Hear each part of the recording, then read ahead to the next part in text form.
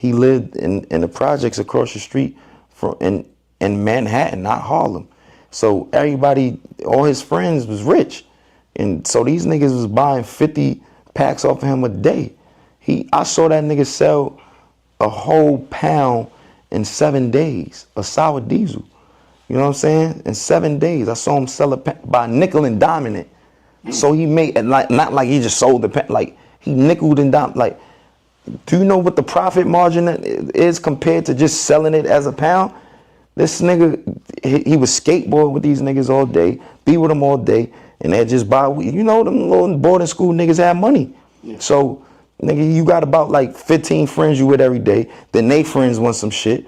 Nigga, he was getting rid of that shit like clockwork. This nigga was coming to school. Nigga, I'm struggling to keep the Rick on. I got the Fendi and the Gucci, and I got the Versace, and I got the Prada. This nigga like is nothing. He wore Supreme all day, every day. Like that nigga had a car. He had a whip in high school. Nigga, we used to drive from high school. I introduced him to all the bitches in high school. He was a shy nigga. I introduced him to all the bro. Like, yo, it's my man's here. It was just us. Like, I never expected so much animosity or resentment just because of what you didn't accomplish. You know, you got to take some type of accountability. If he ever get to see this, that's just how I feel about it, you know? And I don't want to keep talking about that nigga no more. Hey, buddy, let me check the mic. It's off? No, it's got off. Hey, could you look at the levels? Yeah. Yeah. My shit off? No, I want to make sure that you see both of them go. Yeah. Which one is it, though? No. If that's blue, so it should be you. They both go. Or is it there? They both go? All right. Yeah. Oh. We straight? All right. We should be good. I wanted to ask you about Bari. What's that relationship at this point? You know, if you was listening to the court shit, it just feel like, you know, he had a lot to do with this whole situation.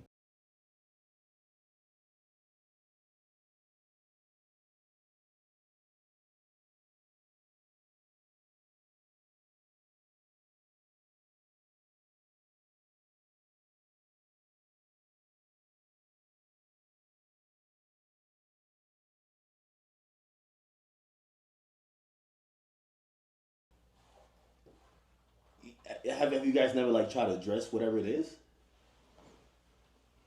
I don't know if what it is a mixture of different things. I don't know if it's just one thing, but Sound check, sound check, mic check,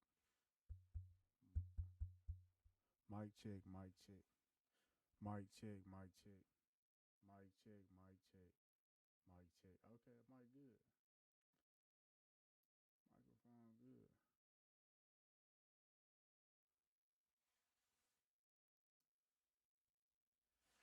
Mic check, mic check, mic check, mic check. I bet. but I'm good, man. Like I'm good. Past that situation. I told you that shit is in the rear view, bro. I forgive all them brothers though. Like if they did any malice or did anything vindictive to me or whatever the case is, or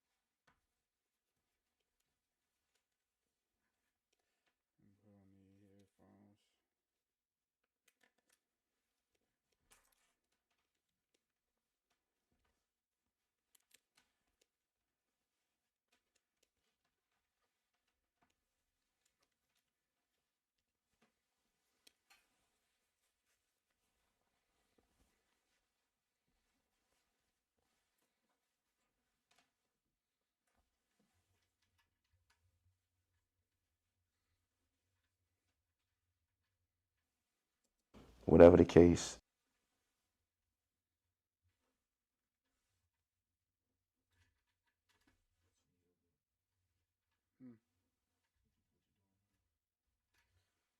Just putting the headphones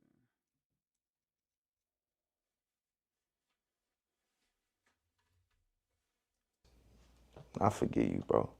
Like, all of them.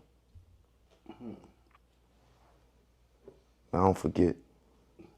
And last thing about that situation, there's only one person I see still has the picture of really on the stand on his Instagram. Cardi. Cardi still got that picture up. Clearly he supports you. What's your relationship with Cardi? But also, like, you know, I've always kind of like wondered how that situation works because he's like signed. What'd you say?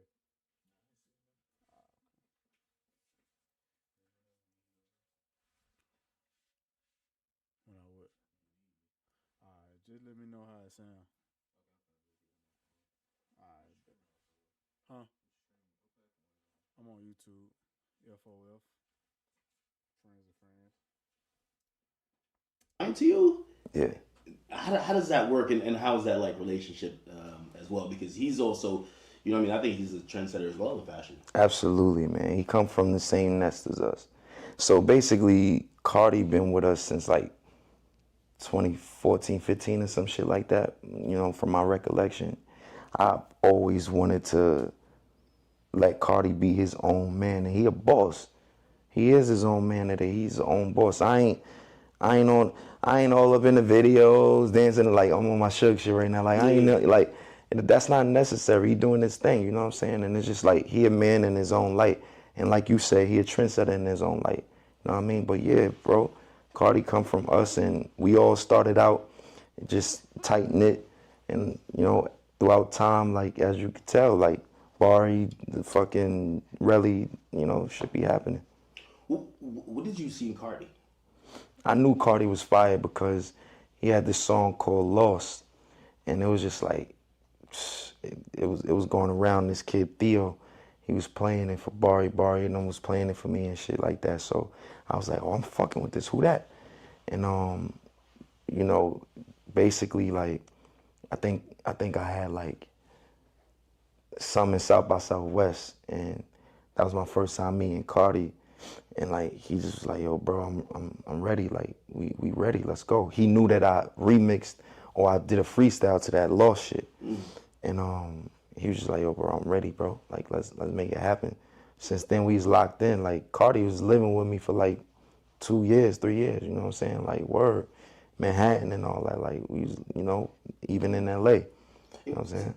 Was that kind of like him, like, kind of like, just, like, kind of like learning a bit from I believe so. you guys and like really getting his inspiration, but also the confidence to kind of like, because I think, you know, he's this huge behemoth at this point.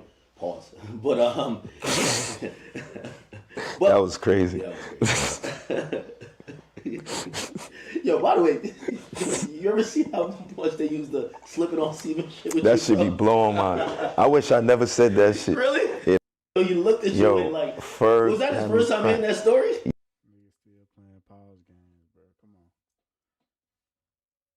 Yeah, it must have been. That nigga was like, nah, I don't know why. I said pause. That was the wildest shit I ever said. You can't take that back, kiddo. You did say pause though. When you I said did, but still, that's crazy. That's the story Casanova, right? Yeah, And Cass did confirm it. Yeah, that's a wild story. that's a a wild wild. story. That's pause though. That's crazy. Why you bring that up?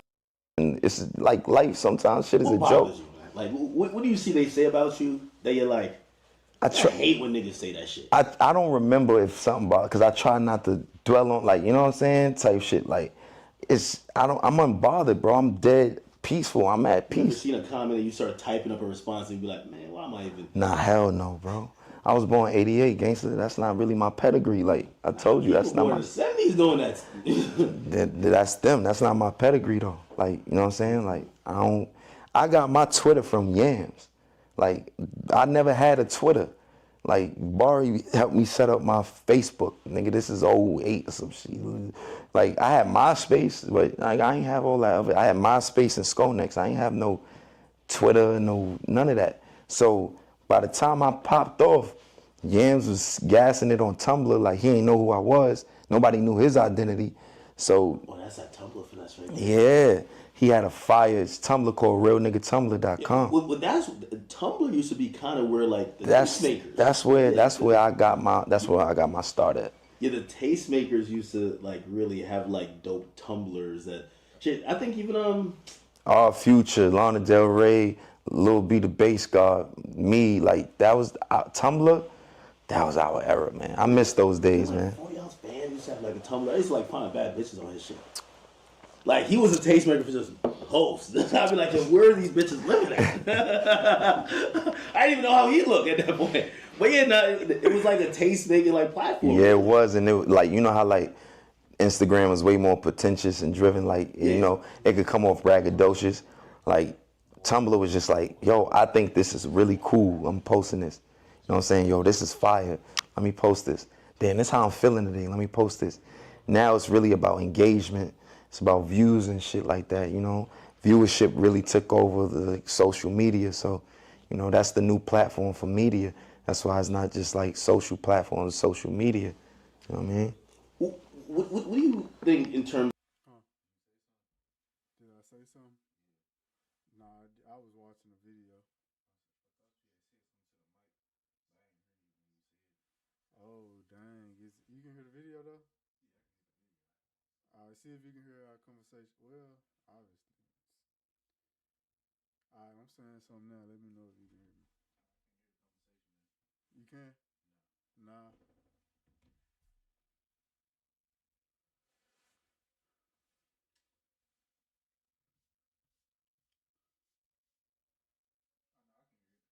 You can hear me? I need to turn it up some. The mic. It's like super low. I had to turn the audio up and then. Yeah, you. I just can't. Let me see.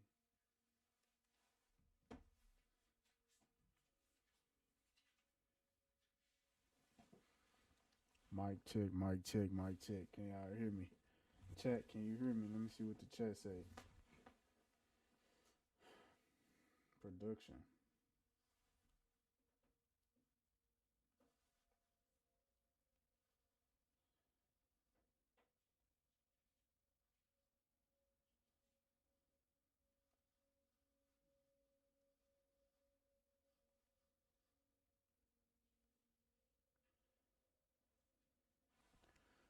Check, check, check, check, check.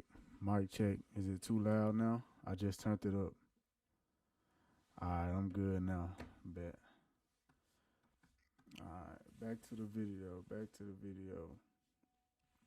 I really was just watching this video because I ain't really had nothing else to watch or to say.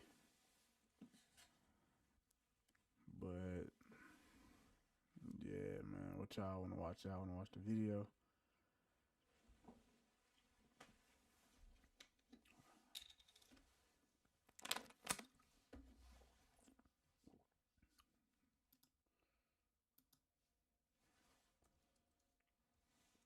Charleston.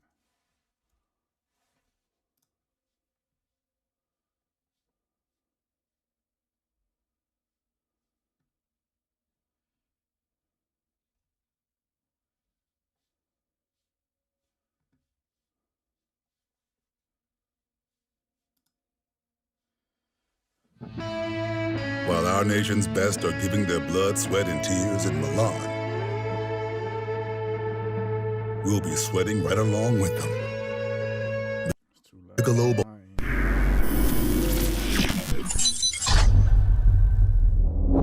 Well, you've got into a few interesting beefs since last time. You and Charleston White are going at it. Who? Charleston White. Can you refresh my memories?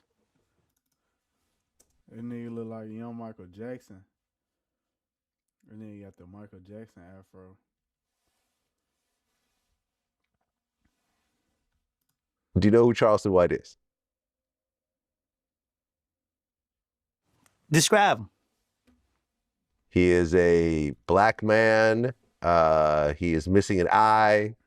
Oh, like the shoestring.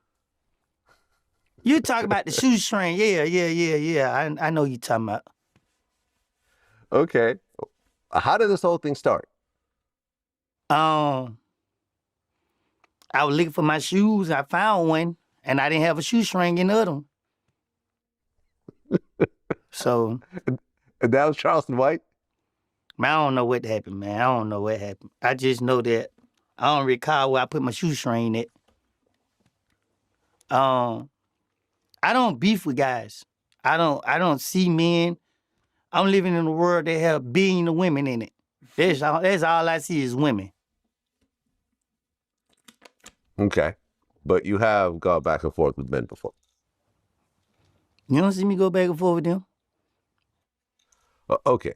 Because Charleston White mentioned your deceased son when he responded to you. My son, me and my family, we okay. We's Right. in God Now- gracious. Now, keep in mind, me and Charleston have not had the best relationship either. And I can't watch this shit. But this 2 times I got beef with everybody, don't it?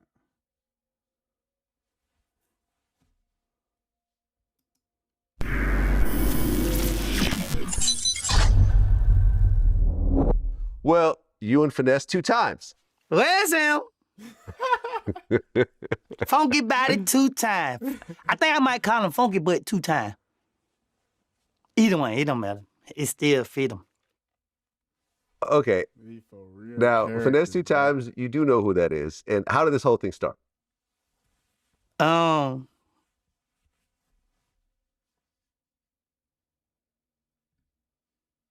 It's on my behalf, it's no beef with him. To me, you feel me? I don't know Finesse personally. He ain't took that off my plate, and he ain't violate me or my people. So you know how to you tell me how it started. You know. I want to hear from you. Tell me. I don't know. I want to hear from you. I don't know. I don't know how it started. I just know I end up in some shit where, like, I'm a type of person, like, I'm not gonna let you outdo me. If I like you, I'm gonna go back and forth with you. If I don't like you, I'm not gonna go back and forth with you. Okay. So I looked it up, and I guess it started when you had made some comments about him originally. And then he responded to you. Boy, talking about, and when I catch you, I'ma slap your all the way to the floor. I'ma bring them up from the Himalayas, and I'ma smack the fuck out your ass, and you gonna take it. You responded to him. You called him Funky Body. And then he responded to you and said that he wants to challenge you to a reading contest. And I told him A reading contest. Finesse 2 times versus Lil Woody. Oh my God. That's gonna be pure comedy right there. Reading contest. And I told him the only reading he should have been doing is to reading that contract from Mob Ties. You can't call me out on my education when you just sat right there and turned yourself into a slave, buddy. Lil Woody is right. Lil Woody is right, bro. Right. You said instead of challenging me to a reading contest, you should have read your own contract before signing your life away. Am I right or am I wrong? I mean, he's mad about the contract. He's trying to get out of the contract. I heard, that. Let me And I tell you think, something. Let me tell you something from a person coming from the street. You listen to Vlad. You sitting right there. Let me tell you something. 2 things ain't gonna take place: a bad contract and have to tell a person more than one time to eliminate that contract. Why would I want to go to war with somebody like Finesse that can't get out his contract?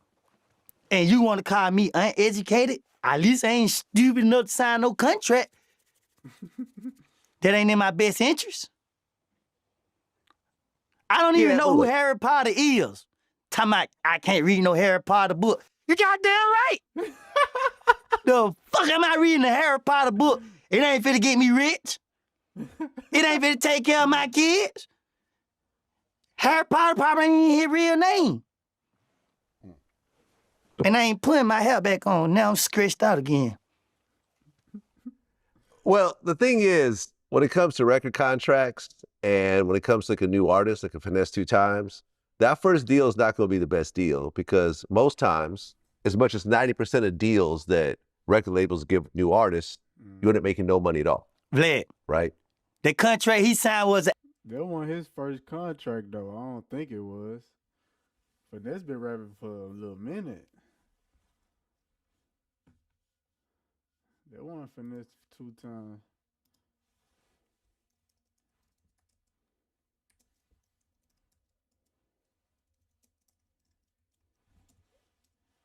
I wonder how many they got.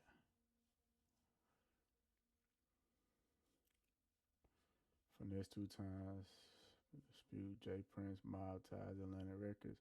The legend, he made no money in 4 years. So 4 years, he's seeking $10 to $20 million contract. He previously signed with Mob Ties in October 2020, following a stint with Money. But yeah, Bread Gang. So he should have been. He was never signed. That's what I'm saying. Hold on, he was never signed. So he wasn't signed with the Bread Gang. They said following a stint with Moneybagg Yo's Bread Gang. Cause I thought he was so like he should have known from the first time he had a contract that he should have known that he need to read that motherfucker or get a lawyer. I know he mad. He said the manager was with Mob Ties too. That's how he want to get money. He been locked up. He was locked up. He won't never sign with Bread Gang though. He got signed with Bread Gang after Mild Ties. He was Mild Tie Bread Gang. So before he was locked up, when Going Straight In got turned up, he was still. He was on the way to jail. So he was going straight in. So when we were bumping him, he was in jail. When he was popping, he was in jail. And then he came out of jail and signed with Bread Gang. Sound Mob Ties. And Bread Gang same time. So he had 2 bad contracts. Yeah, he's partners with Bread Bread Gang. Gang Endless. That's when Moneybagg Yo was Endless. Moneybagg Yo still kind of endless. Oh. So the bad deal had to come from Bread Gang. No, the bad deal came from Mild Ties. Mob Ties. So he straight with Bread Gang. So why he what? Okay, so the bad deal came from Mob Ties. He said the first deal the bad one. So I guess he just wasn't ready for that type of deal. the AB. Lil Woody. Lil Woody too funny, bro. What video I need to watch next? You gonna stay active in the chat? Oh, okay. What you watching right now? What you mean? I'm watching what you watch. Oh, you watching me? You watching them? Alright, so that I'm finna start it back. CDEFG contract. Okay. H come out the G, don't it? Mm-hmm. It didn't take a rocket science to figure out there was a bad contract. We grow up watching these rappers sign bad contracts. How the world do we sign one? Help me understand. Hey, Lil Woody, hey, he got street sense. So hey, I don't know how Lil Woody out thinking some of y'all. He probably not got no talent, but that nigga got some common sense. It's not necessarily a bad contract. It just so happens that when you're one of the few artists that does blow up, it's not going to benefit you initially because the record label has a business model which involves a whole lot of artists making no money. I know exactly who he looked like now, bro.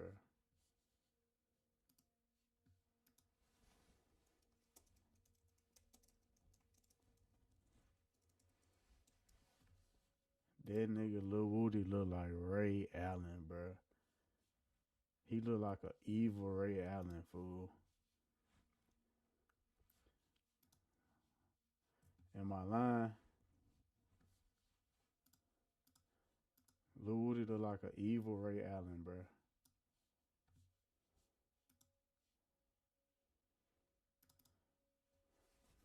And losing money. So the artists that do blow up, they're not going to be happy with their deals. But overall, if everyone gets a great deal, record labels can't even exist. That's just the way it works. Everything you just said proved to be a bad contract. Mm-hmm. You can't. Well, See, the problem with finesse is you can't come over here and try to make me illiterate. However you pronounce it. Illiterate. Yeah. When two people arguing, what they say? When two people arguing, you don't know who the fool is. But when Finesse and Lil Woody arguing, you know both of they ass damn fools. That boy just said illiterate. God damn. At least I can comprehend. See, you reading. If that nigga can read, he reading. What's the purpose of reading if you can't comprehend? I rather comprehend than know how to read. No, I can't read a Cat in the Hat book, but I can comprehend that more. Well, can you actually read? It depends on how much I'm getting paid to read. Okay, so if I paid you $100 to read something, you would read it. $100 won't even put my comb full. $100 for like a page of reading for something that takes I you a ain't the minute to type do. of person you could just throw money at to make. It got to give me $10,000 and you put a book in front of me and we gonna find out then and there. Okay, fair enough. Fair enough. That's what it's going to take. Whatever book you choose to sit in front of me, if I can read it, I can win 10,000. If I can't read it, whoop-de-doo. Okay, so will you put a $10,000 bet on you reading that book? Meaning that if you don't read it, you owe me $10,000. I don't like to pay. Huh? I ain't know either. I might have to go back and watch the whole thing. Lil Woody said, whoop-de-doo. I might can't read the book. But I can comprehend it more. I'd rather comprehend the book than to read it. Man, why, what's his name? Why Vlad playing with them folks like that? It might say, I give you $100 to read. He throwing money in front of their face. Lil Woody got the afro.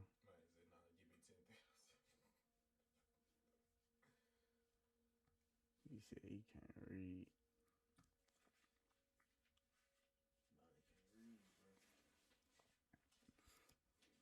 Smart founders know something most people miss. Yeah.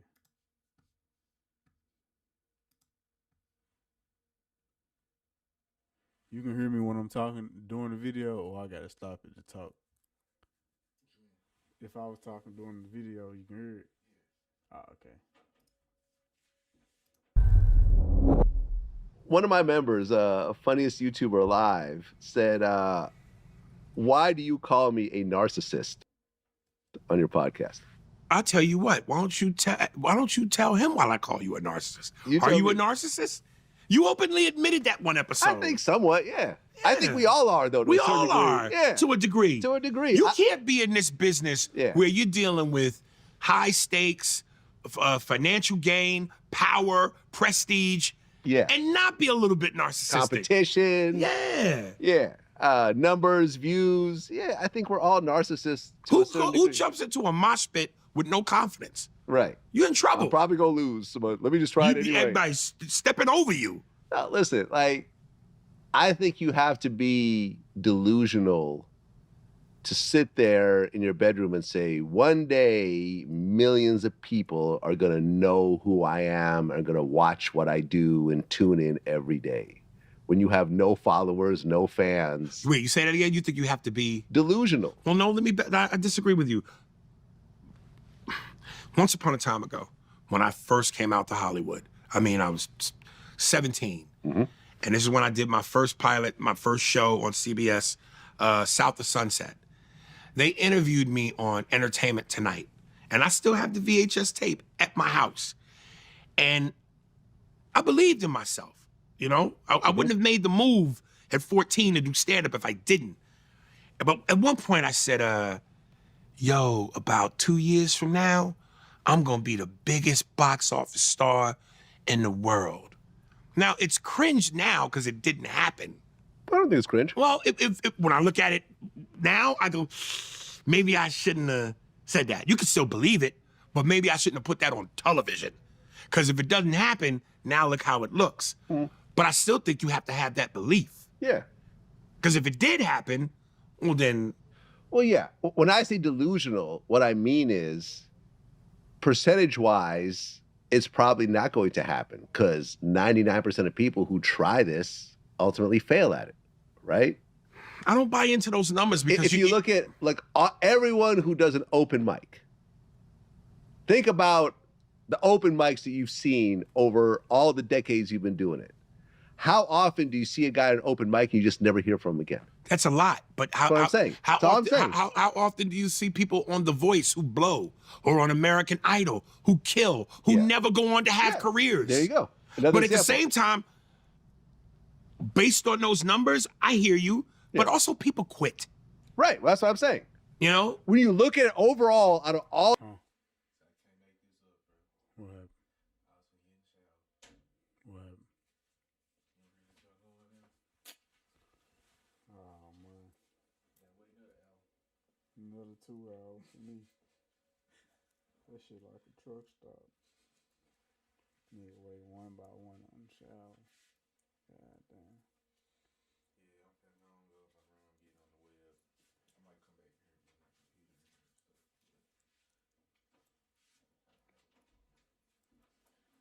Say no more.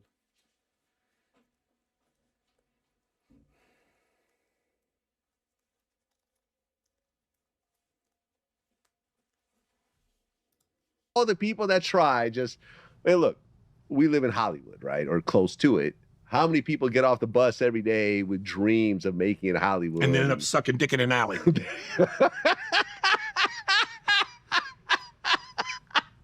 I made it, Ma! Listen, man, I remember this. This is when I knew I was in Hollywood. For some reason, I always remember this moment, right? I was in a club, and this dude was like, yo, what's up, man? What up? Yo, you want to grab a drink? And I'm like, I guess the dude was a fan or whatever else. This happens every so often. So I'm like, cool, let's go grab a drink. We get to the bar, and he orders a drink. His man orders a drink. And, you know, I order something. The tab comes, and he wants me to pay for it. And I was like, and then I realized he doesn't know who I am. He's just hustling me for drinks. This is a man. Right. In Hollywood. Right. And I realized that I'm like, wow, I've never, and I remember I grudgingly just paid to just go back to my, to my section. And I'm like, I've never had a man hustle me for a drink until I came to Hollywood. This is how broke motherfuckers are out here. They're hustling other straight men for drinks. I've had women hustle me for drinks. Oh, my friend would like a drink too. Right. Yeah. You and I have gone through this a million times. I get it, right? I'm okay with buying a woman a drink, but this is the first time in my life that I bought a man a drink who I didn't know because motherfuckers is out here broke hustling drinks. Listen, man, I've had, I'm gonna call them friends, but I've had associates who once upon a time ago lived out here and was in the record game, and whether they made beats or they were an artist themselves, who eventually pack up and move back to where they came from. That is the most deflating thing in the world to me when I hear those stories. Because I don't want to say you gave up, but if your circumstances were such that you, and this is an expensive place to live. Yeah. If your circumstances were such that you just couldn't afford to be here, well, then you're not going to go, well, I'll just live out of my car versus I could just move back to Minnesota and live in a crib or whatever. So I get that. But in my mind, when I say to the wheels fall off, I mean to the motherfucking wheels fall off. Because anything else to me feels like you gave up. And you can't judge a person's circumstance. But when I moved out here, and I've been out here since '93, and I just go, to be out here for over 30 years, if I move, that means I lost. And I can't fathom leaving here and going, well, I'm just gonna go over here and get back on my feet. Then I'm gonna come back and Yeah, you're not coming back. No, I lost, man. I lost. Well, you know, I remember I moved out to LA in 2008, and I launched Vlad TV out here. But at the time, I was just DJ Vlad, the mixtape DJ, Right. and I realized I'm wasting time and money. No one knows who I am. I'm not getting in these circles. People are wasting my time. Right. People are making meetings with me. They're canceling last minute. You know, people like Felly Fell. Yeah. You know, people like that. You know, now look where we are. Me and him. It is what it is. But it's like, Imagine being able to build an app with your name on it, just by thinking about it. Meet Base 44. it's a weird situation because there's giving up and there's also the realization that maybe you can't function on this level that you thought you could function on. And maybe you're just better at something else. There's that, right? Because I remember, look, I was making beats all through college, post-college, whatever else, right? One day I just like, I'm never gonna be Dr. Dre. I'm never gonna be DJ Premier. I'm never gonna be Timberland. Like, I just don't have that in me. I make okay beats, but I'm never gonna be that. And I don't want to be struggling for the next 10 years trying to get a placement here and there. I'd rather find something that I'm really great at. And with me, like DJing, I was great at, as opposed to making beats.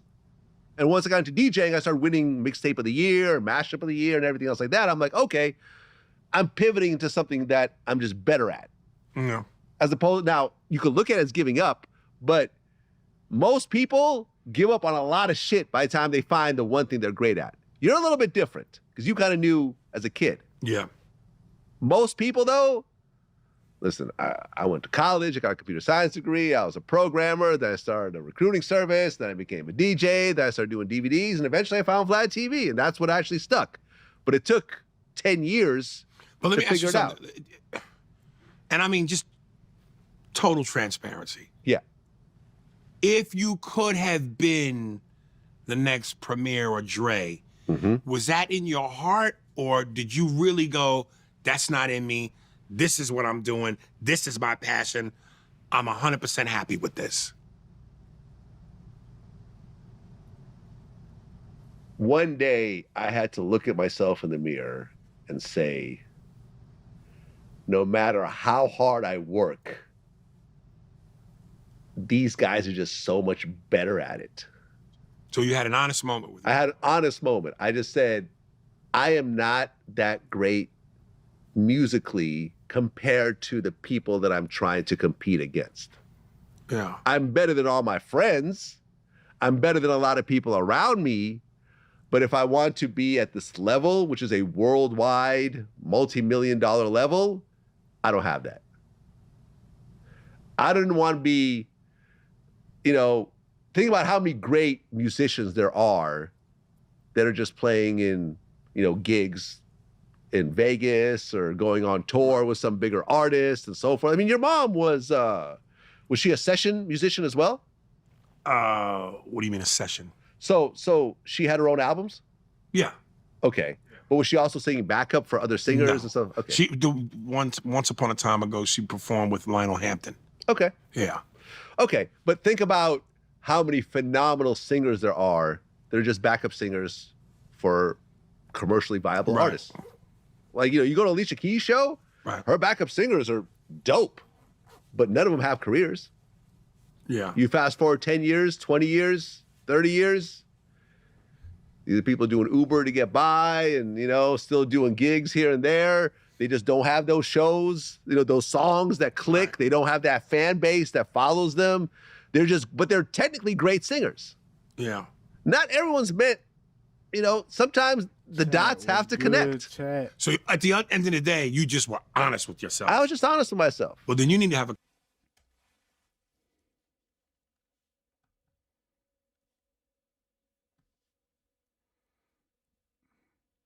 Let me see what I can't watch Charleston all day.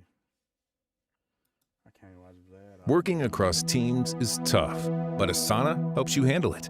Asana AI can spot roadblocks and assign work to keep everything on track. That's how work gets handled. Visit us at Asana.com.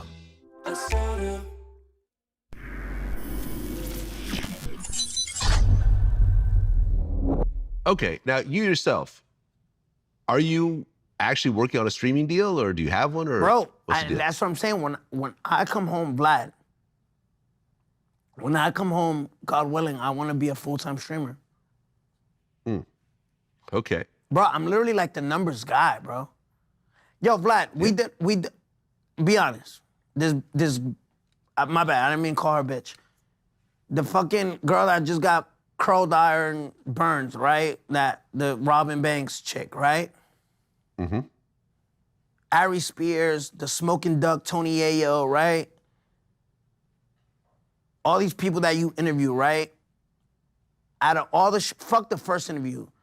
Just even my second shit, like the second interview I did with you with the pink robe, bro. Like, if you combine all those motherfuckers, not even on the main interview, like I'm literally dominating your page. You know what I mean? Like and not just your page, but on other people's pages, I'm their biggest numbers. Like, what if I just, you know? And I've been still going on other people's platforms because you know you guys have your own fan base. You guys have, but if I just focus on myself and focus, because people like facts. People like. When I talk facts. When I'm wrong, I'm wrong. Like, all right, sit me back against the corner, I'm wrong, whatever. I want to be that guy for myself, you know what I mean? Where I stream and I give my opinions on certain shit. Like, what if this shit right here, on this camera right here, didn't say Vlad TV and it said Facts TV or some shit? Mm-hmm. People would tune into that shit, bro. Man, listen, I agree. And I think doing a combination of your own streaming and then doing other people's platforms and doing music, all that just kind of feeds into each other. You know, because isn't Aiden Ross going to be streaming you on your way to prison? Yeah, tomorrow. Yeah. You gonna watch that? Yeah. I mean, listen, me and Aiden Ross had some public back and forth at one point, but it was over Charleston White, because you know, they're Ross super is Jewish. Cool. Charleston White's in the video. Oh, he's in the video? Yeah. That's funny. Yeah, no, I think the back and forth started because I think Aiden was having Charleston White on his platform, but Charleston White was doing all his Hail Hitler, you know, like fuck the Jews type shit. And I'm like, well, Aiden's Jewish. Why you have a guy that's doing that on your show? And you're Jewish, there was a little bit of back and forth.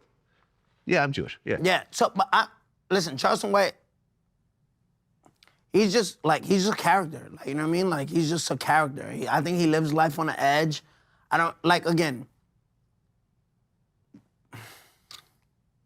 I'm not condoning it, right? Because you see me, like, I support Palestine, I support Israel. I just think it's stupid. Remember on the stream with me and Aiden, I literally say, hey, this is the stupidest thing. We both believe in a God, right? We believe in Jesus Christ. You guys believe in Allah, but Allah is God. It's, for me, as a Christian, it's God, the Holy Spirit, and the Father. No one gets to the Father but through his Son, right? It's the Holy Trinity. We are God's children. Why, you know, there should be no conflict. The world would be a better place if we didn't care about money, we didn't care. Look, and someone told me this on a podcast that stuck with me.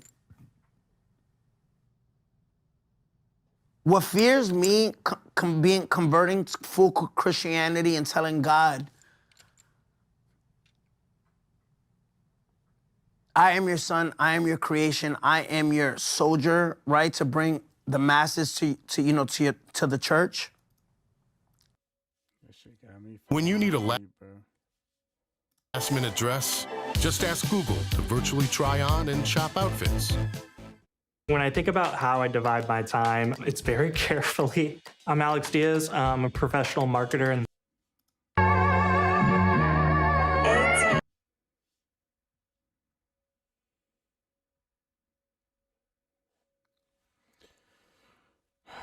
Chat, how we doing, man?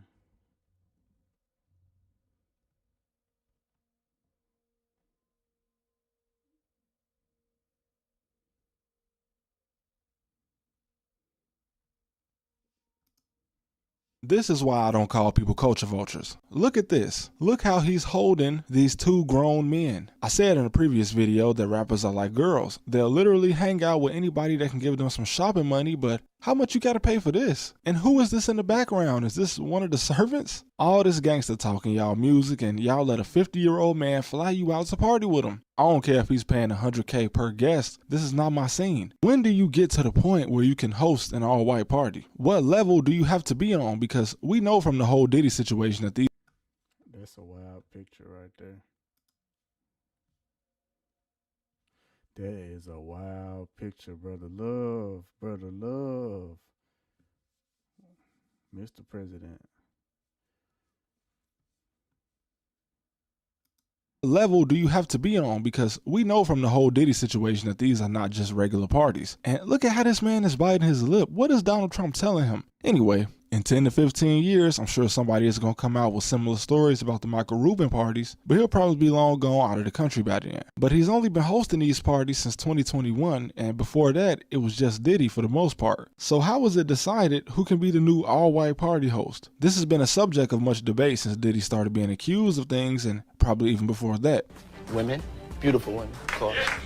But I want to try to get to the bottom of this, or at least as much as I can without it getting too weird. Locks on the doors. It's a little kinky, but yeah. When I was a kid, I used to see all of the biggest celebrities go to Diddy's house in the Hamptons and St. Tropez for the all-white parties, and not thinking too hard, I just thought, well, Diddy is rich, and he's probably just inviting his rich friends to a party. But these people aren't friends. The whole Hollywood was all in Diddy's house eating his food, drinking his champagne, and today none of them want anything to do with him. All the interviews now are, oh yeah, I went to Diddy's party, but I stayed on the first floor, or I ain't go to the after party, I left. So nobody went to the after party, right? Okay. So before Michael Rubin, Diddy's first official all-white party was in 1998. But by 2004, his party was officially sponsored by Sony to promote the PlayStation. Also, PlayStation was the name of one of his houses in New York. And he was even given an original copy of the Declaration of Independence to bring to the freak-off party. Allegedly a freak-off party. He really had the Declaration of Independence though. And there were only 200 original copies made by a guy named John Dunlap, who was alive when the original document was drafted. And only 25 of these copies survived. So I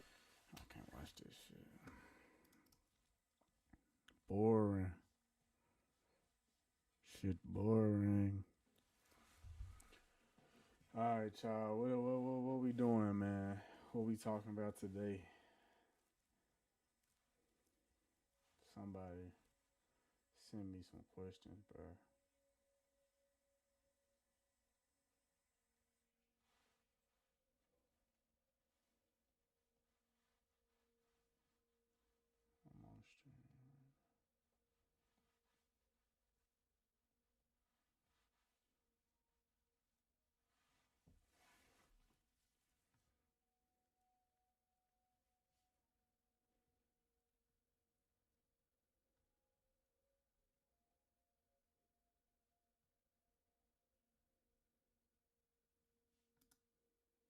Yeah, we can get them submitted by Monday. At U-Haul, I got them all. Yeah. we know every family moves at their own pace.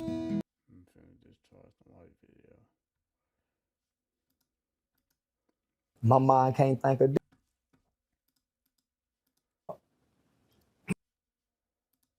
that was my gaming thing. Okay. Yeah. Well, so do you feel Bad Bunny was picked for the Super Bowl 60 because it's been too much of the black folks activity the past few years? When was he picked? Just recently. Yeah, homie. The country's having black fatigue. Whether we like it or not, or know it or not.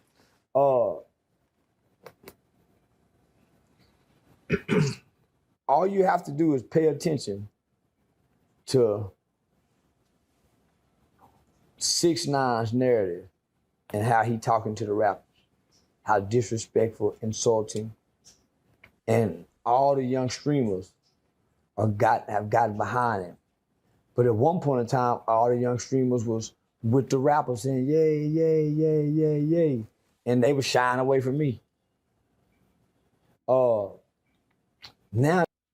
6ix9ine got all the young saying, and I'm saying, there we go. There we go. Now we gaining some traction. Yeah, nah, nigga. Yeah, nah. Okay, well, we don't have the spunk and the umph we once had to the world.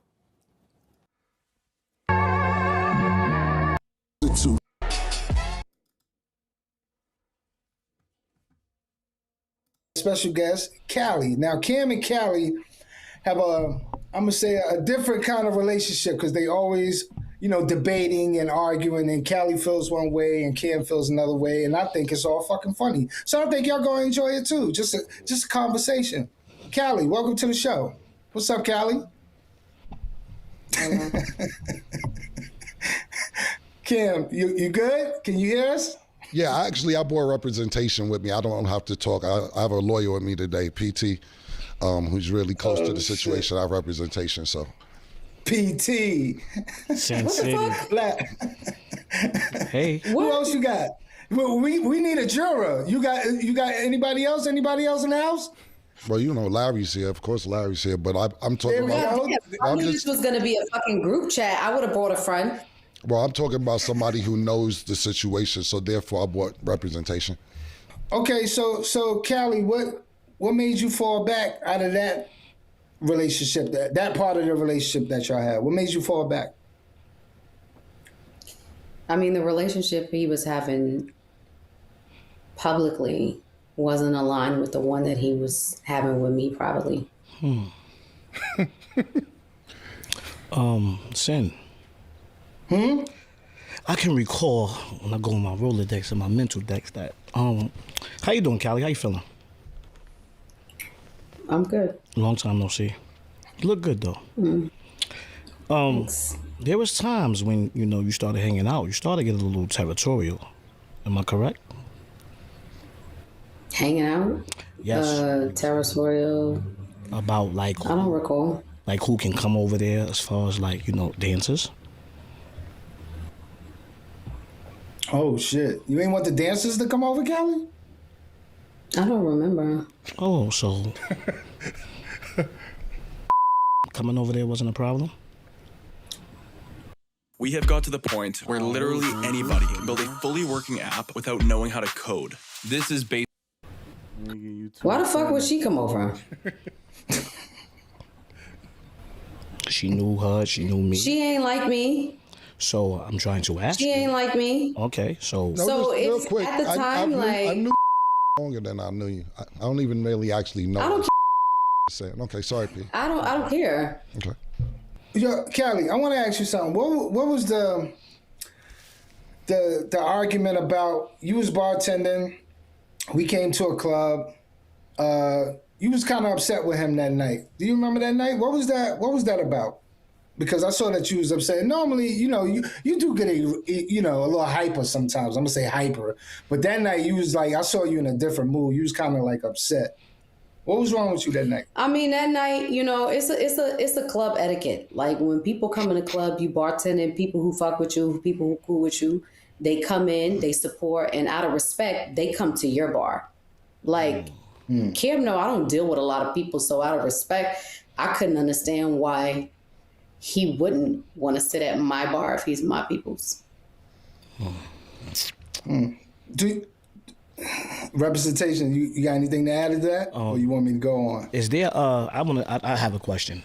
When you're bartending, is there an obligation for a person where they want to spend their money and who they need to sit down with?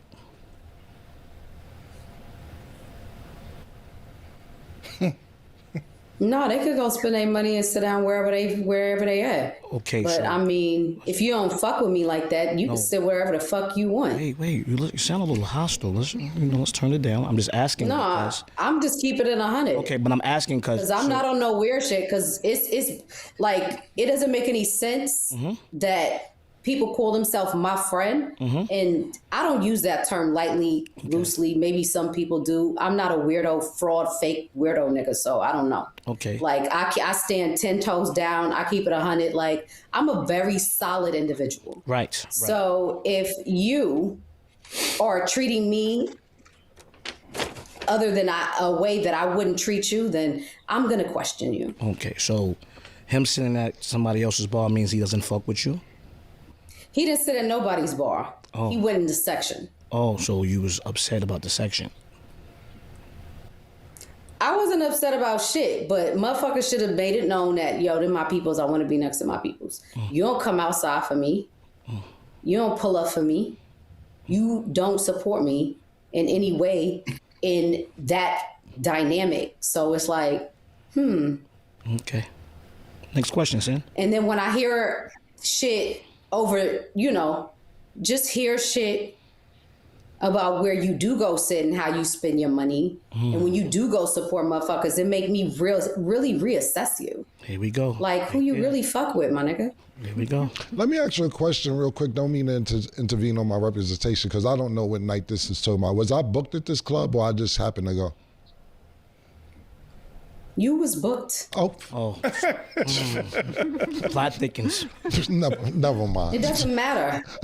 Sin, next question. Sin, next question. I got you. Yeah, I don't care. Yo, do you sit wherever the fuck you want to sit? I was booked. I was booked. I wasn't there to see you. I was actually You can booked. sit wherever you want to sit. Got it. Sin, next question. Yo, is there still an attraction there, Callie? Yeah.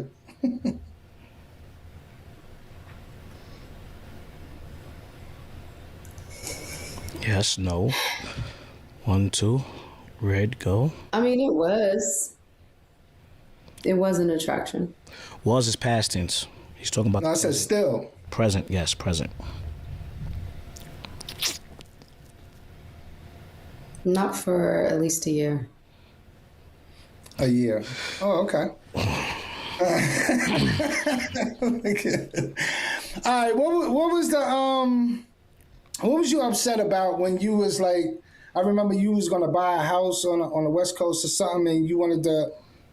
He got like 9 bedrooms, some shit like that, and I think you was like, "Yo, let me get one of them bedrooms or whatever." Like, what was the dispute with that? What happened with that? You got mad about that too. So what was you was in negotiations or something with a house? Why you got mad at him? Oh, because at the time I was moving across country, and I asked if I could come there for 2 weeks until I get settled, and he was, I don't know, I felt like he was dancing around it. Oh, representation. You think that was okay? I'll ask my client right now. Should I respond to this? Is it okay I'll respond to this? Yes, you may. Okay, thank you. What happened was this. Callie's counting bedrooms in my house, and I have a lot of bedrooms in my house. And she was coming to the West Coast, and she said, she might have said 2 weeks, I don't know, but I knew it wouldn't have been 2 weeks because, which we won't get into. I know it would take longer than 2 weeks. But she has family on the West Coast. Her mother lives on the West Coast. Her father lives on the West Coast. Her sister lives on the West Coast. I said that you could go to all these different people's houses. I don't know if I necessarily want to live with you, especially being that we wasn't intimate for years. I am sexually attracted to her, but I know that sex for me and her isn't really good. Not saying sex isn't good. It leads to other problems outside of our friendship. So I'm saying, look, I don't think that that'd be good. Callie likes to do crazy shit. Walk around my house in panties and don't give me no pussy. Act like she got wet. You is a liar. I actually have pictures, which we're not going to share, of course, where we're watching television and she's laying ass to me.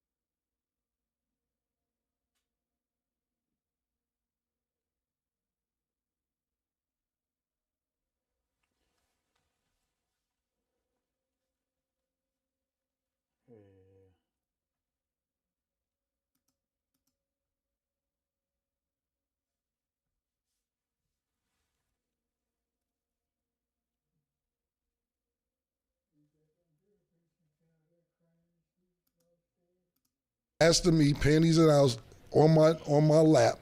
So basically in the 69 position, and she wants to watch TV like this.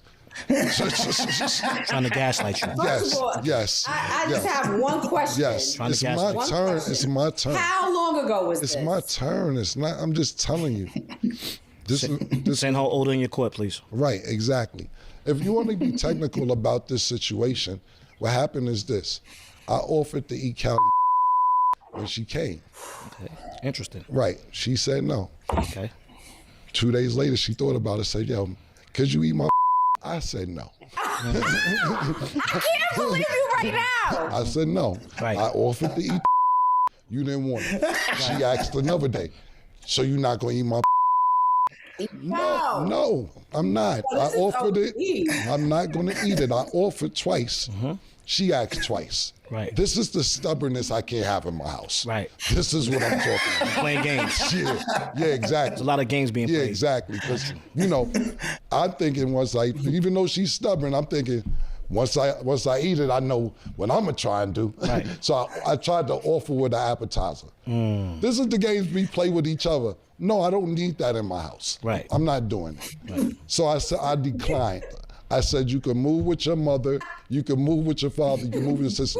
I'm not sleeping on nobody's couch. Conversation we I'm had. not sleeping on nobody's couch. What I look like sleeping on the couch. I was not sleeping on nobody's couch. So she started making the demands. The point being is, it wasn't like she was stranded. If she was stranded, I had nowhere to go.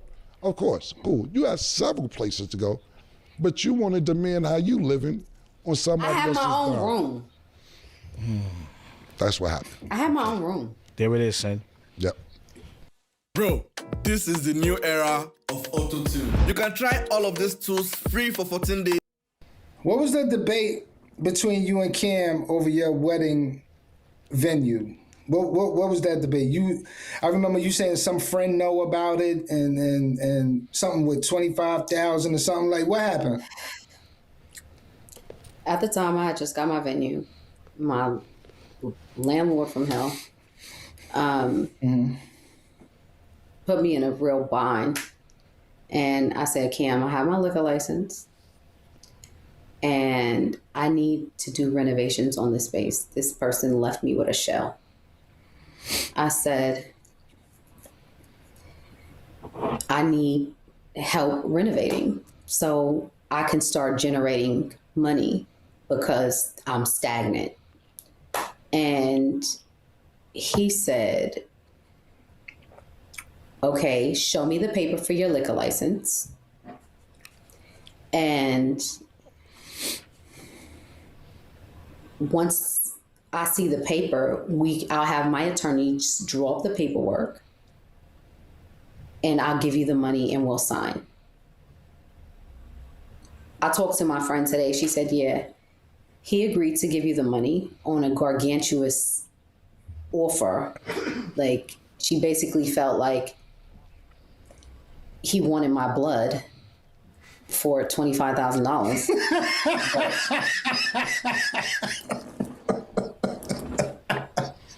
We agreed, and he still never followed up, but he was only taking proceeds from the bar.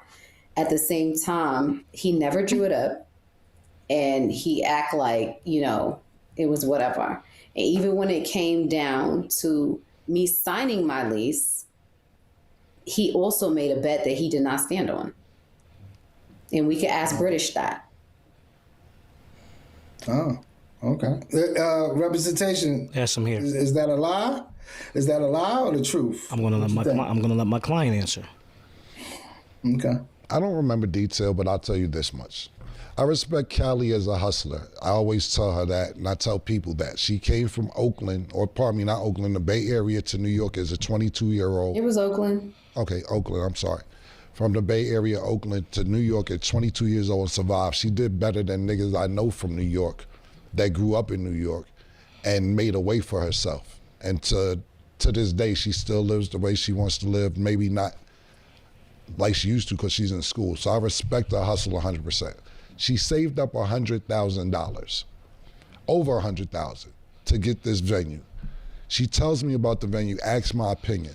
I tell her I wouldn't invest in it. If you joined the stream, say what's up in the chat. Let me get a. We say we got 5 views on my end.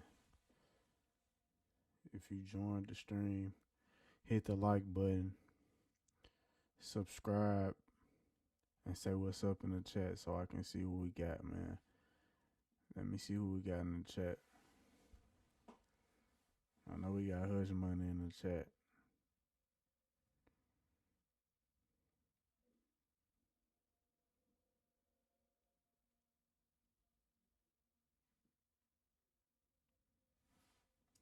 That you saved up the money, don't do it.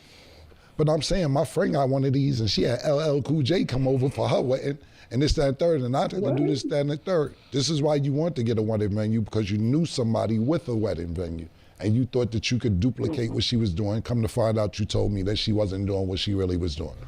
I told her that I don't think this is a smart investment and I would not do it. I understand going against what people say because I ask people for their opinion, and sometimes they'll say, "Yo, I don't think this is going to work. It is going to work." Either or, but you get the advice. So it's people that told me this isn't going to work and it's worked. It's people that told me this stuff I should do is going to work and I didn't invest. It's just a gamble you do when you do business. Right or wrong, Larry, it was a good. 100%. It was a business. I don't feel like it's my goal. It's my goal. It's my goal. Oh. It's my goal. Larry's a businessman, so he understands about investment. I tell her don't invest this $100,000. She invests $100,000. It doesn't do well. The landlord didn't have a ceiling in there. She was ceilingless. Not saying it was a sunroof or anything like that, but like she said, it was a shell. It was a lot of work. She didn't have an oven. She needed a lot of stuff. So the part she's talking about now is that when she comes back to me and needs help to get all these things done for her spot, she may be correct on that. I may have wanted blood because I told you don't do this in the first place. I may have been like, yeah, it's my goal. I don't understand why I can't get my goal. I just don't get it. I don't get it. I haven't talked this whole show. I've been like, right, so I can't get my goal. So when she comes back to me and says, yo, Kim, I need 25, I need a stove. I need a ceiling. I need this, I need that. And I'm like, she's right. Now I'm a businessman. This is not personal. When she turns it personal, it's not personal. I told you I wouldn't make this investment. Now, when she needs something, she's right. I don't remember what the terms were, but they weren't reasonable. I'm not gonna lie, they weren't reasonable. She could be correct. I don't remember, but this is the cost of doing business. You shouldn't have invested in that, to me, my personal opinion, but I can't tell you how to live your dream. But if you're coming to if you I didn't know I was gonna get finessed neither. Nothing's personal. It's business. And sometimes the best experience is going through it because you're not gonna understand how business works. It's not personal.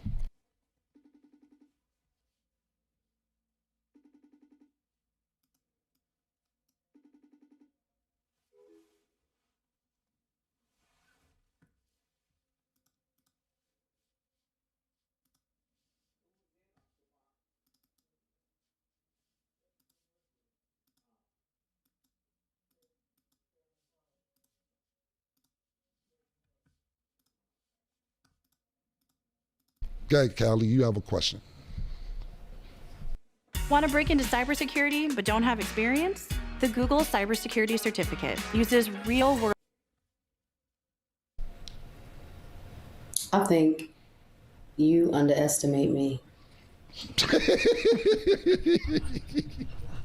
I'm dead ass. I didn't I just give her props? Yes. No, didn't I just say I think that you're one of the best hustlers It's my ever? turn. Yeah, It's my turn. yeah, my bad. You right. Like, if you think that opening my own business that I had for 3 years didn't teach me shit, you wouldn't know me at all. Like, the way I run numbers through my mind, the way I see shit, like, it don't make no sense for me not to be fucking rich. At the end of the day, that's how I felt about you all my life, though. I felt like you overlooked every bit of potential about me. I don't even feel like most of the time you was looking at me, you was looking past me. And that pissed me off. This is still not business what you're talking about. It's personal. This is personal. It was business shit, then it got personal, then it was business again. Like, Well, I'm not going to go all it's over so the many place. dynamics to I'm our going to stay on relationship. this particular topic, and if you want to go to another topic afterwards, it's fine.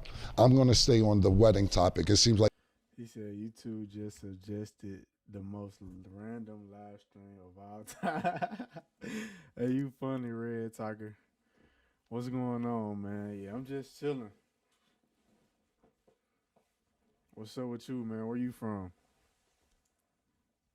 you want to go somewhere else, but I'm going to stay on this topic for a second. Yo. Could you mute her, please? Thank you. What happened is this, like I was saying, Larry and PT. Appreciate that.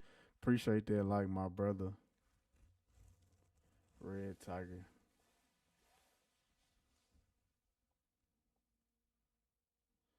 Subscribe too if you want to, so you can come back. You know what I'm saying? Snowed in.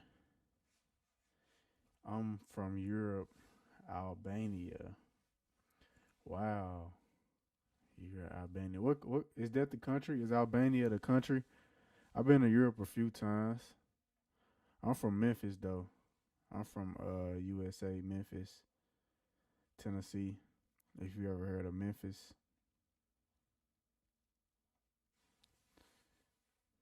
Said have a good night for sure. Appreciate that like and sub, bro. Stay safe out there in Albania. Country in the Balkans. Oh, okay. Balkans. Am I saying it right? What language do you speak? You speak English? Obviously, if you understand what I'm saying. I'm tripping on it.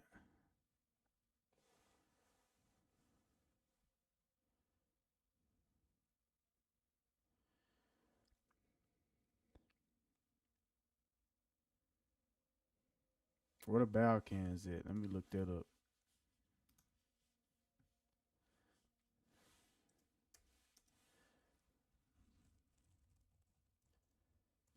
Oh, okay.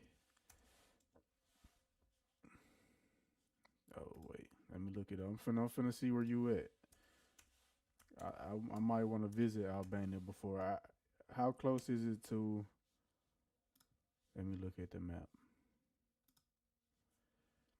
Oh, so it's close to Bulgaria. I know Bulgaria for sure. And Greece, I know Greece. I know Turkey. Okay. Let me see the whole map. Let me see the whole map. So Romania. Okay, Romania, Bulgaria. And you said you in Albania. So where is that? Oh, you right here. So you right by Greece and Turkey and Italy. Okay. I've never been to that side of Europe yet. I've been to London, England. And I've been to England, and I've been to Portugal and Spain. Portugal, Portugal.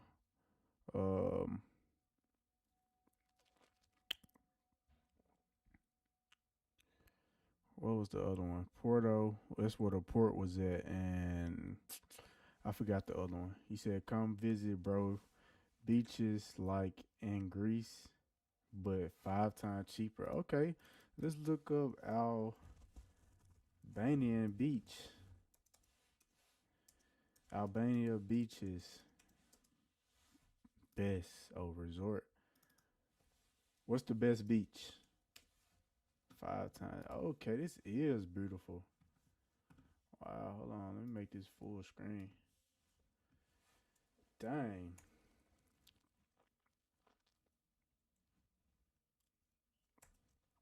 How old are you? How old are you? And a second question.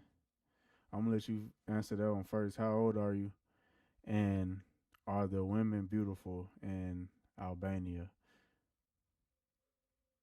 Because the Portuguese women are beautiful. And you know, it's so many different people in England, so you know, I've seen some beautiful people out there too. But this does look beautiful. Let me look at the resort.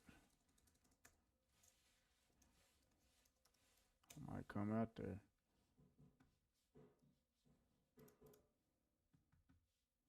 $85. Dua Lipa. Okay, let's see who Dua Lipa is. I heard of her for sure. I know she a singer. Right. She Albanian, but she from London. She 30.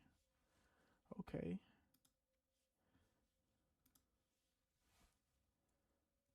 This is Albanian. Okay. Oh yeah, y'all got some beautiful women. Oh yeah. Okay. Yeah, I might gotta come out there. He said he 18. He said yes in all caps. Let me see what's a flight price to Albania. Albania stream on the way. I need to do He said respect, bro. I'm gonna have to go from there. All right, peace out, man. Have fun. Make sure you stay subbed up.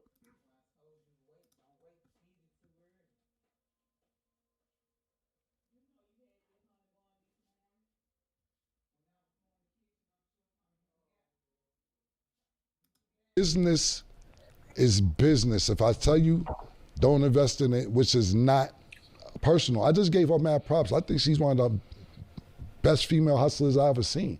Gave her mad props before this happened, before she starts getting into.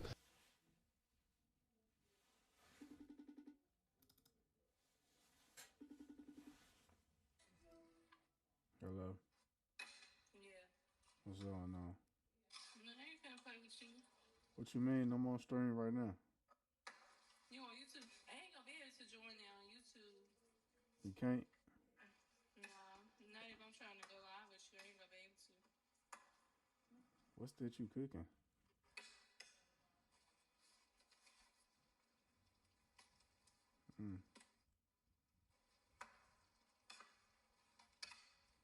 You're tempting to cook.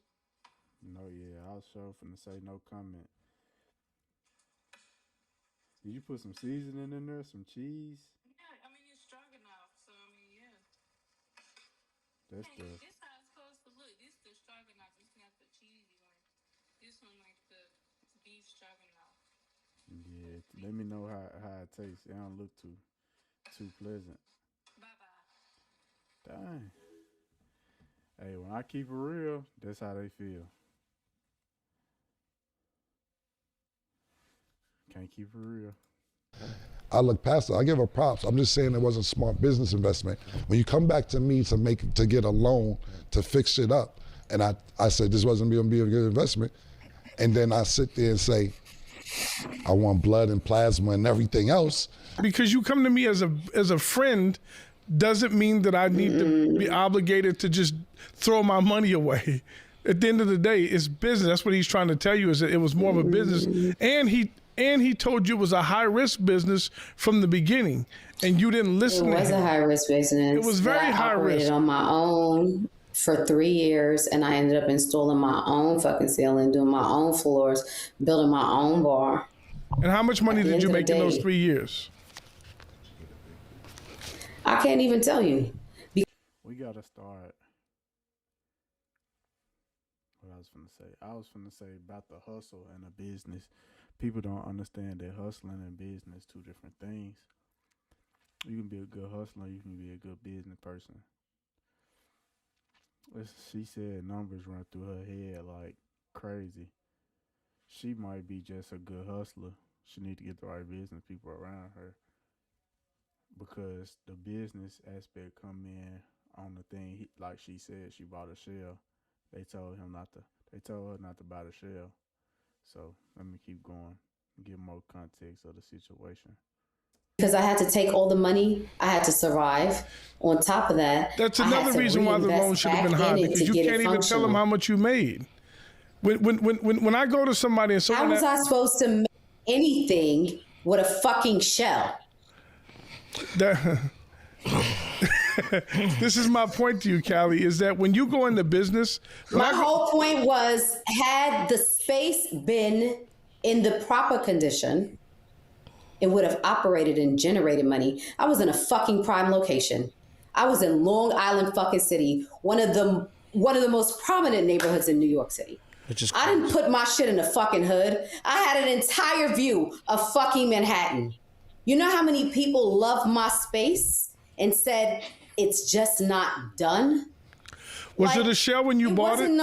Was it a shell when you bought it? Yeah, but okay, then I couldn't force people who was supposed to do the work in the lease not to do the work. This is not a conversation I'm even supposed to be having right now. So what happened to the what I'm just saying is when we talk about business, because listen, with all due respect, Callie. At the same time, I got a different type of upset right now. Callie, with all due respect. My upset is not over it don't even got shit to do with the $25,000 right now.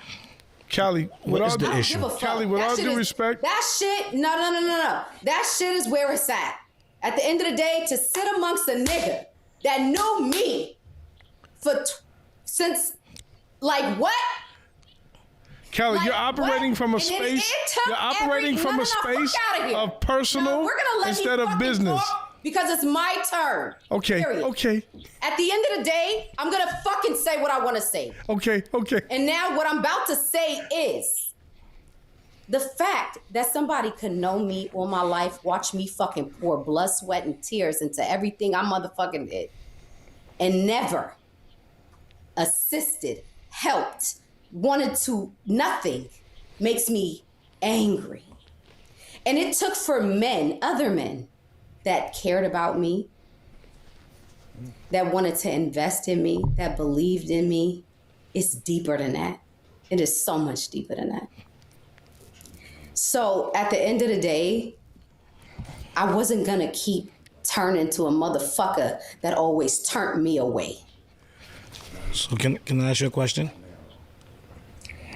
What happened to the situation? The space? What situation?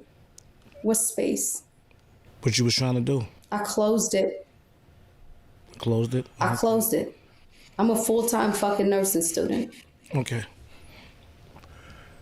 Callie, I gotta be honest with you. You're spitting some real bullshit right now. I gotta be honest with you because you're saying you closed it down over because he didn't give you $25,000. And if you did your due diligence beforehand when you bought that shell in the beginning, and this man then told you, listen, I'm gonna be honest with you, and I said this, and I'll say it again, Cam. I could have kept going. Listen to me. I'm not saying this because Cam is here. Cam is Cam is a very smart businessman. He doesn't get enough credit for his business acumen. He invested. Listen, if it's a smart investment, it's a smart investment. Do you know how many people come to Cam and ask for investments that he rejects? No, I was a bad investment. Everything. No, it's not about that. You're taking it personal. I was always a bad investment. Larry. It's very personal. The lines were blurred. This is what's going on. The lines were blurred.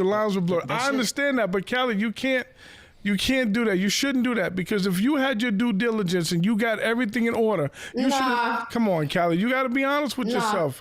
You're not being honest with yourself. Well, Callie, do you consider? Because I remember you mad about a video you did for him and a song. Do you put that in the same category with business? Or was it personal? You want to talk about the what was I you mad wasn't about dating with him the when that song came out. Okay. You wasn't dating me when the club came out. What club?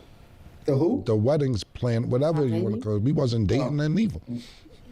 But it was still post. Post. So post means after. Correct? Tortoise wins. An upset for the ages. So I would ask the board, what if our next app wasn't slow? What's this? Earn skills in weeks, not years. At University of Phoenix? Oh yeah, I'm already programming. Can you program a racing app? Can you market a racing app? Looks like I can learn. Yes! Yeah. So let me ask you a question, because the feelings that I'm getting from you, were you number one or thought you was number one? Thought. Yeah, I'm asking. Were you? Yeah, when you got like possessive and stuff. Yeah. Like he said you was territorial. Did I think I was number one? It's funny. No, I'm just asking a simple question. To be honest,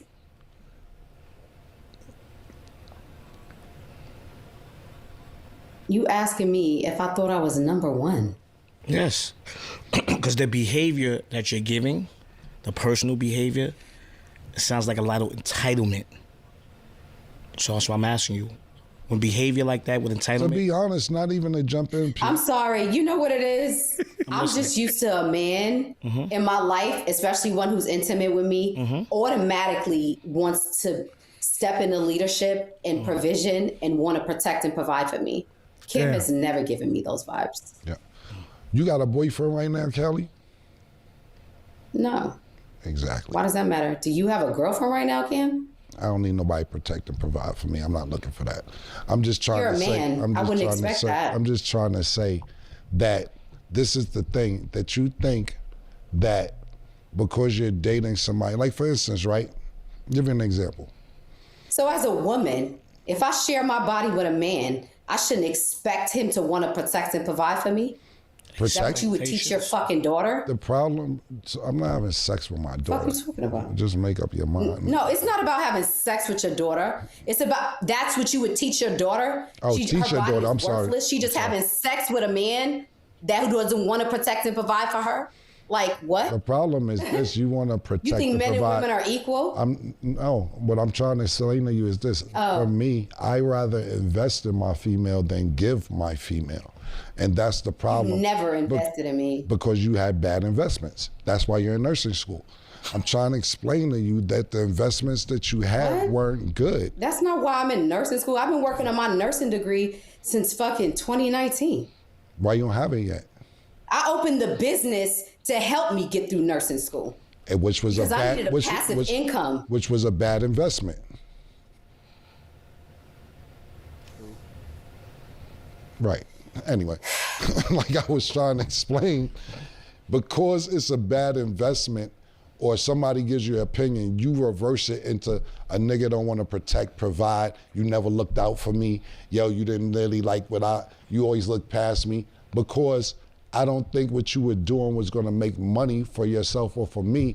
That's how you revert it to say, yo, you never wanted to look out for me. You never did this for me. You never believed in me. You always looked past me. Because I give you my real opinion on situations. It was a time where Sin and PT and Callie called me and said, Kim, you know what? You're right, man. I be bugging. You not with the club situation. One day she called, I couldn't believe it.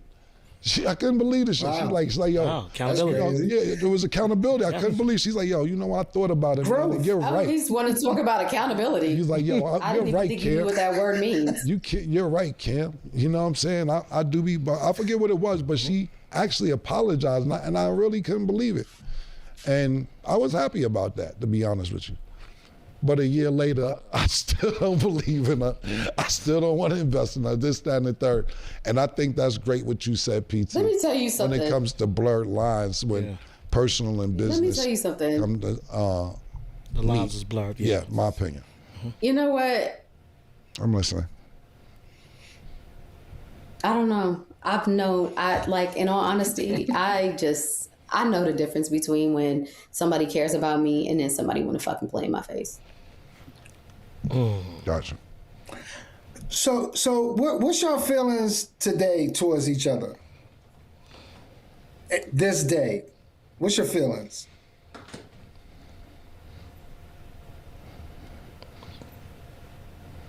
Still friends? Like,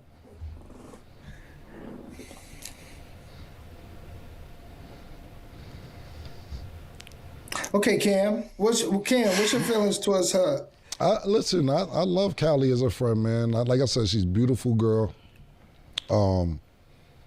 Still very, very pretty. And then, you know, we was talking before the show, making fun. We talking about age and everything else. She still looks really great. Looks good. Very attractive. Very smart. Very ambitious. Very independent as well. I would love to be her friend, but we're just not in a space of being friends, because the last time we talked, I wouldn't let her move in my house. So we stopped speaking. That has nothing to do with it. I'm just telling you, last time, for me, that's what it was. That's not why we stopped speaking. Why we stopped speaking? Tell me. Our bookstore is like a portal. It's Neo-Victorian. Family, what is going on with y'all, man? I got another video for y'all today, man. Let's get right into this. If you're new to the channel, man, this is J-Mo, man. I teach financial literacy, stock market, investing, long-term trading, technical analysis, fundamental analysis, buy and sell opportunities on stocks each and every day. If you like that type of content, man, make sure you go ahead and drop a like and subscribe to the channel below. Today, let me fix my angle. I got a video from about a month ago. Well, it was about 2 months ago now. About 2 months ago, that I'm going to share with y'all. I was going to post this video, well, that was about a month ago, that I'm going to share with y'all. Because this is a video. Let me get this straight. Golly. My bad, a little technical difficulties, how to get that joint set up, bro. But, so this is a video that changed a lot for me. You know what I'm saying? I had to actually pull out some of my trading profits and make it real for me. You know what I'm saying? Like, I haven't held like I'm not like a person that, I'll talk about it in the video that I'm about to play for y'all. That I'm not just someone, it's stupid to me to just have a whole bunch of cash, like 10, 20,000 in cash. Like that's just stupid to me. So I've never been a person to really hold like real cash, and I just been investing with numbers on the screen, bank account numbers on the screen, all this type of stuff. And so for this video, and I'm looking back on it and I'm like, dang, I didn't post it because I didn't want to just show like, you know, I didn't want to keep that narrative that I've been trying to get away from a little bit, but just, if you want to get trades, if you want to get investing, long-term advice, join a community, get in with us. You. All right, you have a good one too. Thank you. Yeah, we got the racks on. We hopping out the club. What do you say? Racks on me. Come on, man. Oh my God.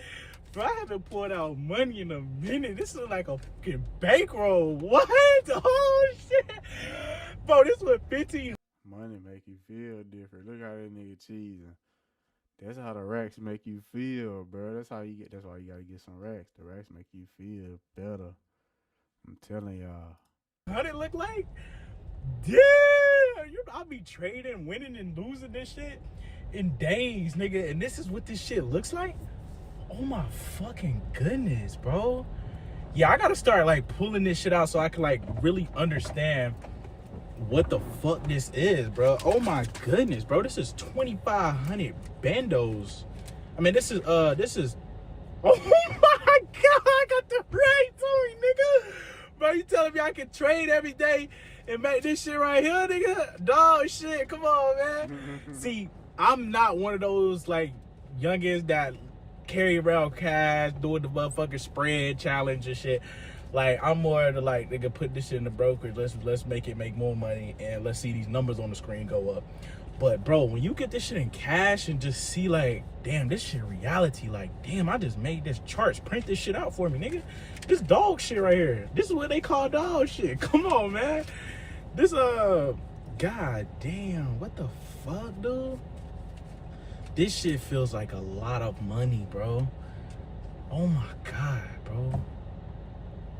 Damn, like, oh my fucking god, like, what the fuck? That shit just had me. I just had a realization, nigga, like, when I'm losing money or I'm making money, like, god damn, like, this is the type of money I was making in a fucking day.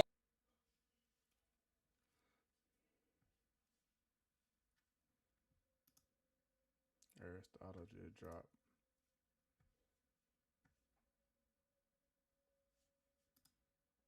See on live. Oh, that was a short. He just dropped a short. I sure was saying it. This one is my favorite bullish pattern as well because this one has a insane breakout. And this one is called the falling wedge. Now, the falling wedge pattern, it could be 1 to 6 months long. It looks kind of like this where it has support here and then a resistance here and then a breakout of this point. So I'll show you guys a few examples of those. I'm like the falling wedge master. SMCI had one a minute ago. Here we go. Right here. See how parabolic that breakout is? SMCI. And then I remember XYZ had one a minute ago. But yes, as you guys can see, the breakout is extensive. So we're looking for 2 to 3 touches of support and resistance. And we're looking for it to be about 1 to 6 months. All right. So sometimes 3 to 6 months, 1 to 6 months. It could be small or large. Depends on, you know, what you're looking at. And I also wanted to show you guys this. And it's also part of bull flag pattern as well. But if you take this line, this first big line, and you apply it to the breakdown, that is your target. Okay, so as you can see, we take the length of the flagpole, apply it to the breakdown, and that's our approximate target. Usually that's what that means. So that's something that you need to note. So a lot of times you can run like with SPY during the bear flag portion. If we took the length of the flagpole right here and applied it to the breakdown, you will see that it's exact, nearly, and then it end up bouncing right here at support. And a lot of times you can go on the 4 hour and you can see these patterns. That's one of my favorite patterns. And again, I like to get a daily close, but I also like to see it break above certain levels. Like what I was telling you guys with the bull flag and bear flag, something like this. I would want it above this level and I would just take it from there, if that makes sense. So you always kind of want to triangle it off, get you a nice little resistance point here and be like, okay, if it gets above right here, I'll get in. That's usually what I do. This one is my favorite bullish. I go get this Camaro. This is a V6. So niggas like, this ain't the V8, nigga. You thought you upgraded. It still ain't the V8. I'm like, you know, I can't afford that shit yet. But at the end of the day, the girls don't know that. I'm pulling up with this shit, smacking shit. You feel me? And I got the sunroof, all that shit. So I thought I was somebody. I'm 20 years old. Welcome to the show, man. Welcome to the show. You know what I'm saying? There's not much going on right now. I'm chilling.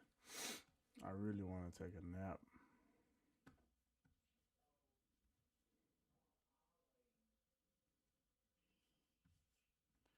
I really want to take a nap. But I can't tell myself I was going to stream.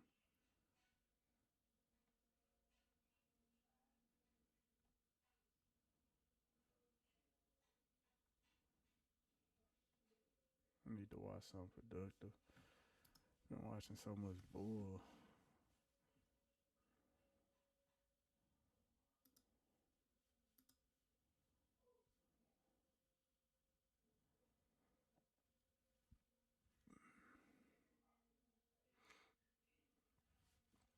Young niggas getting money. That's what I. Take him back. You know he spent his last on the strike. He prayed on me. So today's video is on a 90-day run. Like I said, man. How to get y'all bread up, man. 90-day run. How to stack the bread up. If you got, we gonna start off like this. Let me hit this Stanley Cup. It's barely water in there, I ain't gonna lie. But I'm gonna start off and say this, like, if you got some money and you stacking it up, bro, it's like this how you need to do it. Like, if you got $100, you should be putting up at least $100 a day. $100 a day for 90 days. If you do that, that's 9,000. You know, that's 9,000 like saved. That's 9,000 right there. But if you want to do, like, let's say you want to do 20, you got to do 200 a day. You know what I'm saying? For 90. Let's say you want 30. You got to, you know what I'm saying? It's basically just adding 100, which seems like it might be hard depending on your situation. When you think about it like that, like, bro, it's so many ways to get money. Like, bro, that's possible, bro. If you really try and think and put your head to it, you can do it, bro. You just got to think and actually do that shit. You can't just be sitting up being lazy, not trying new things. You know what I'm saying? Like, if you got an idea in your head and you want to get some money, bro, try that shit out. At least try it out to see how it play out within the 90-day run. If this your first 90-day run, it's kind of like a trial and error. But, like, I'm basically telling you the steps of what you need to be doing to do it. Like, you got to put up at least $100 a day. Like, and I be cutting hair. I mess with I invest in crypto, shoot, all type of stuff, y'all. Like I said, like, you can resell AirPods, you can resell all type of stuff. Like, it's stuff that you can resell if you can actually flip it and get it going and actually put it to the test. Like, all right, I'm gonna flip this, I'm gonna do this, I'm gonna do that. Do it like that, bro. That's the way that you need to do it. Planet Fitness. We're all strong on this planet. One more, everybody. When you need a last-minute dress, just ask Google to virtually try on and shop outfits. That's the way that you need to do it. And you gotta realize, bro, a lot of this stuff, it take time. You know what I'm saying? Like, it take time, bro. You gotta be patient, bro. 90 days, that's 3 months, bro. That's 3 months. That's 3 months, bro. And you can shorten the time. It really just depends on how much income you making. And, like, you might, like, I don't know, like, if you a kid, bro, and you doing this, like, bro, try to sell snacks at school, bro. You could do it to the point, like, bro, if you slap it so hard, you can make at least 50 profit a day at school. If everybody come in and rock it with you, especially if you in high school. If you sliding and you got everything, bro, people is... Yep, I ain't gonna lie. High school, I was making a good 500 a week. Yep. You make your $100 a day. You really gonna hit. Realistically. You can hit 100 a day, especially if you just kill them on the head Thursday and Friday. But big high school, I went to a big high school, so I was getting my 500 a week, and I also had other people selling with me. I buy all the snacks, and then I bust some down with the quarterback. It was me and QB, Key. It was me and Key. I take most of the stuff. I bust down with him, and then we was I know I was taking home 500 a week, and then he was still making his bread too, and that's what really started my get money journey and my business mind to know that as a team you make more money with the team. You see what I'm saying? Two, high school for sure. When you're in high school for sure, that's easy smack. Let's get back to what he was saying. But yeah, selling your snacks for sure gonna get you there in high school. I ain't never even have a job in high school because I was making so much money selling snacks and I was cutting hair on the side. But no, you don't even need a job in high school. You just gotta find some ways to make money. I ain't have a job in college either. I was jugged. Coming to shop. So you gotta think, bro. You put $50 up for 3 months, you at school, that's like $5K right there. Even though that probably don't seem like a lot of money to some of y'all, but I made my first $5K when I was 16, you know what I'm saying? I made my first $5K at 16, so it's like, I just remember how I felt when I did that, bro. Like, it made me feel so good to know I got some thousands put up. And I did that by myself off the muscle. It wasn't off candy. I had a job, though. Like, it's nothing wrong with go working a job. Like, if you got a job, bro, and you got bills to pay and stuff, pay all your bills and put that extra 100 to the side. Like, calculate it to the point where it's like, okay, I know I have $100 a day if I work a little bit of overtime. If you work a little bit of overtime, you have that $100 a day to put up. And then once you stack all the bread from the 90-day run, invest in a percentage of that in stocks, dividends, all type of stuff like that to help your money grow. You know what I'm saying? And you could just rinse and repeat that method until you where you want to be, or you know what I'm saying, it's gonna get easier because the more money you got, the more money you got to play with. You got to think about it like that. Like the more you got for investments and stuff like that. Like this is a clean stack of money right here though, y'all. This is a fresh stack of bread. You know, this off a run. It's really off of money like a run that I did. This like the past maybe 2 to 3 weeks. Past 2 to 3 weeks.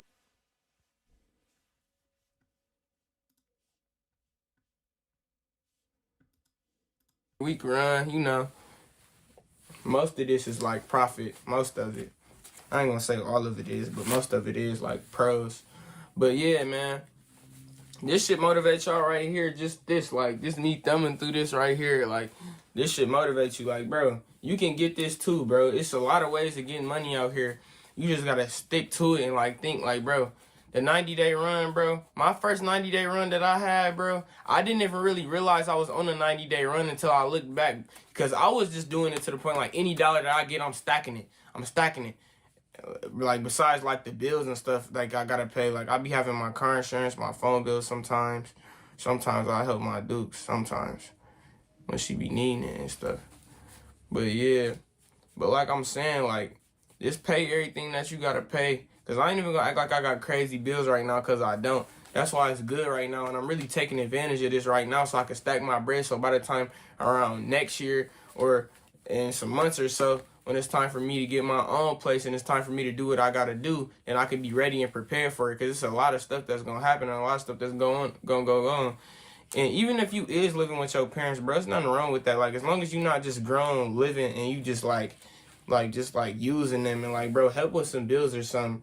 Like, eventually that's exactly what I'm gonna be on, like all that. I don't like coming on here just showing too much money, y'all, but this is a couple racks. I ain't gonna lie, this is just a couple racks. But yeah, I really just wanted to come on here to tell y'all, like, and really, like, make y'all understand how one 90-day run can change y'all whole life. Like, that one run, all you need is one run, bro. I promise you, all you need is one run, bro. My first run that I had when I stacked my first 10, bro. When I stacked my first 10,000, bro, that made me feel so good, bro. I ain't even gonna lie, like, seriously. Like, bro, once you stack some real pay, and you realize, like, okay, I can do this again and again and again and again and again, you can't lose, bro. You just got to keep going. I promise you it's going to pay off, bro.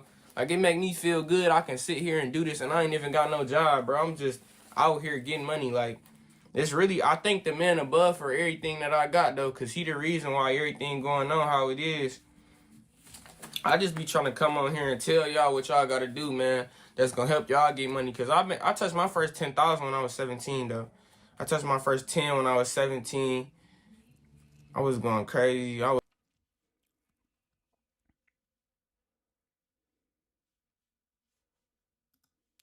600 videos. Oh yeah, he gonna make it. I like bro. I like his channel. He make music too.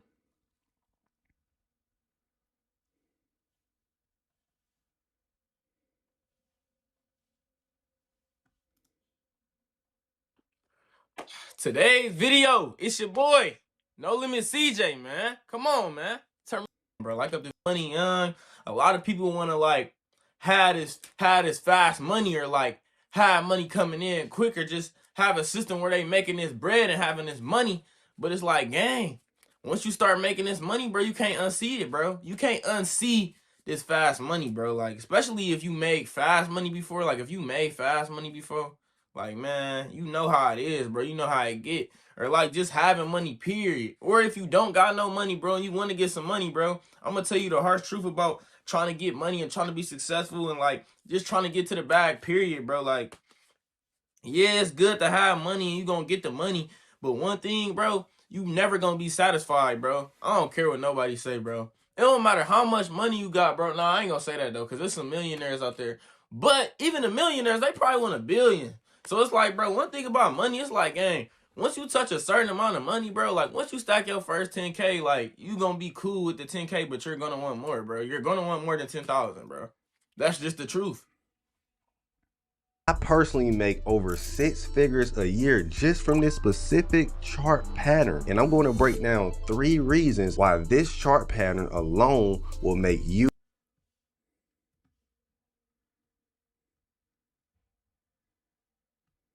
Yeah. A year ago, coding. Alright. I'm tired. I'm tired of the YouTube videos.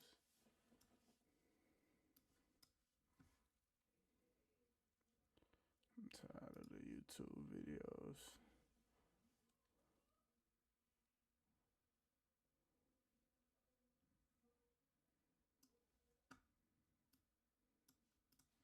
There we go. What's up, chat? Talk to me. Talk to me, chat. Can y'all hear me good? Can y'all hear me good? What about when I sit back here? Is it low? Is it low? But yeah, when it come to stuff like what he was talking about, I feel him. Everybody know money. What I think about money, I think money is a game, and it's a game of if you get deep, it's a game of knowledge. Or to stay simple, let's stay simple. It's a game of knowledge, skill, and hard work, right? And I say it's a game of making more than you spend, but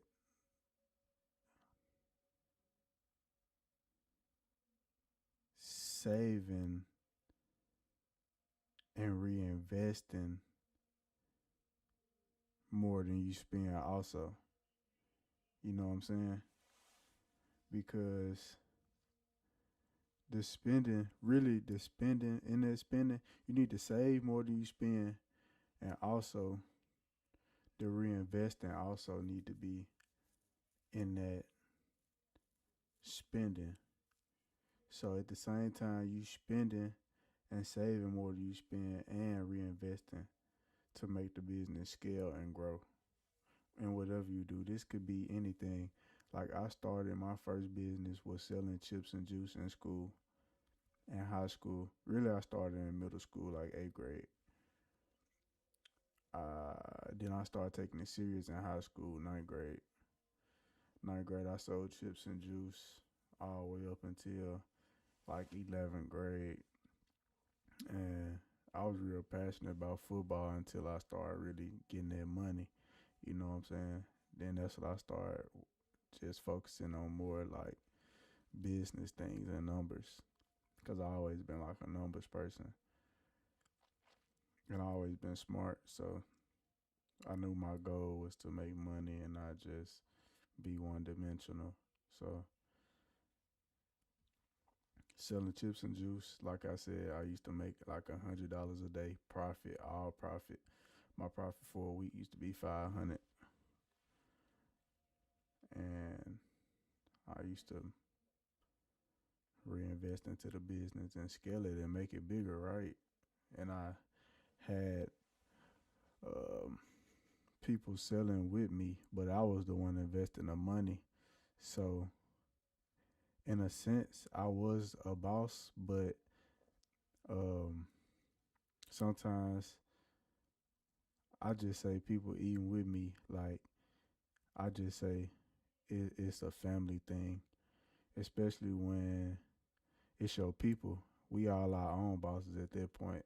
Even if I'm spending the most money to put back in because I'm breaking a percentage off with you, we all get a percentage. You get a percentage for the work. You gotta have work. We all gotta work. Just because one person putting the money in, that's another thing like Cameron was saying, and I understand her too. Like when you invest in something and the person who putting work in is also investing also because they invest in their time. And that's how a lot of these big companies get so big, because they barely pay the people who invest in a lot of time in their business, like the warehouses. So their businesses are like, they business is automatic, if you know what I mean. Yeah. And then when I went to college, I also had a business where I sold merchandise. And I mean, I don't really want to get too deep into it, but I just had a lot of influence in college. And in college, you know how it is. It's just a lot of opportunities in college. And it's a lot of different people, a lot of demographics of people. And it's a lot of money flowing in college. You can do a lot of stuff to make money in college. And I love college. I hung out with mostly black people though and athletes. But I did go to a PWI. I went to University of Tennessee and I had a business there too. I sold merchandise and I sold a service to the students. Yeah. And I really just received donations and tips. I cut hair too when I was there. I used to cut hair. But one of the things I really wish I would have took serious was the investing part. I saved a lot of money in college. I saved a ton of money. But I didn't invest. And I invested in myself and I invested in the business, but I didn't invest in different assets. I should have diversified for sure. I should have started to branch off, but you always live and learn. So you always live and learn and know to have something to fall back on. Even though I had, my plan was to just fall back on my degree, but when I got out of college, I learned that I really didn't like to, how can I say it?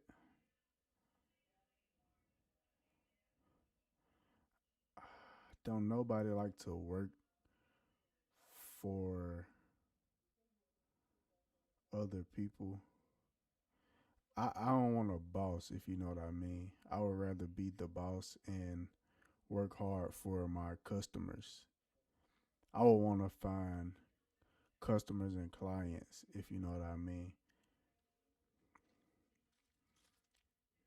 And it doesn't have to be a cash flowing business. It could be any business. I think I'm more of a service person. I'm not a sit in the office type of dude. You know what I'm saying? I'm not a do what you're told type of person. I feel like I went through that. I got the degree. That's cool. But I feel like I'm a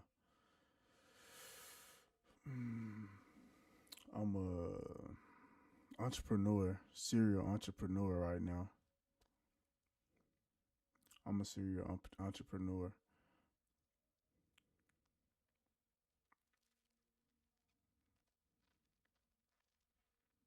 Yeah. But yeah, my degree was in finance and international business, so I know a lot about business, and I also ran a lot of businesses and worked for a lot of different businesses. And I know numbers, I know balance sheets, I know banking, I know those systems. But right now I'm just working on ideas, ideas on how to find my next venture. I'm working on my next business venture.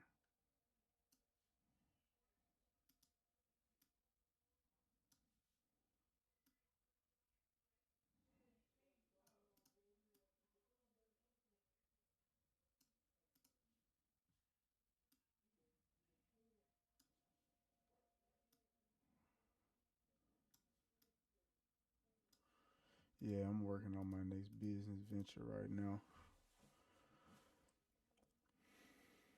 I don't know what it's gonna be, but I know it's gonna be something big,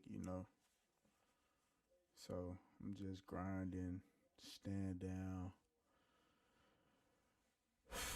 until I know what I want to do next. It's I got a lot of other stuff going on. A lot of stuff been going on, but I just been still hustling, still taking care of business. That's all you can do,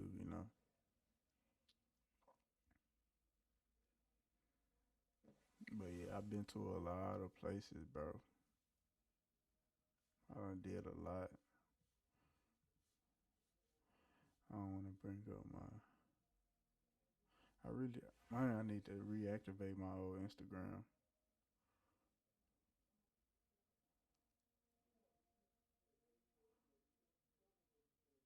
Yeah. But right now I'm actually in my office/studio. I'm in a studio room, room A, you know what I mean? The office. Shout out to the White House. Right now we in the studio.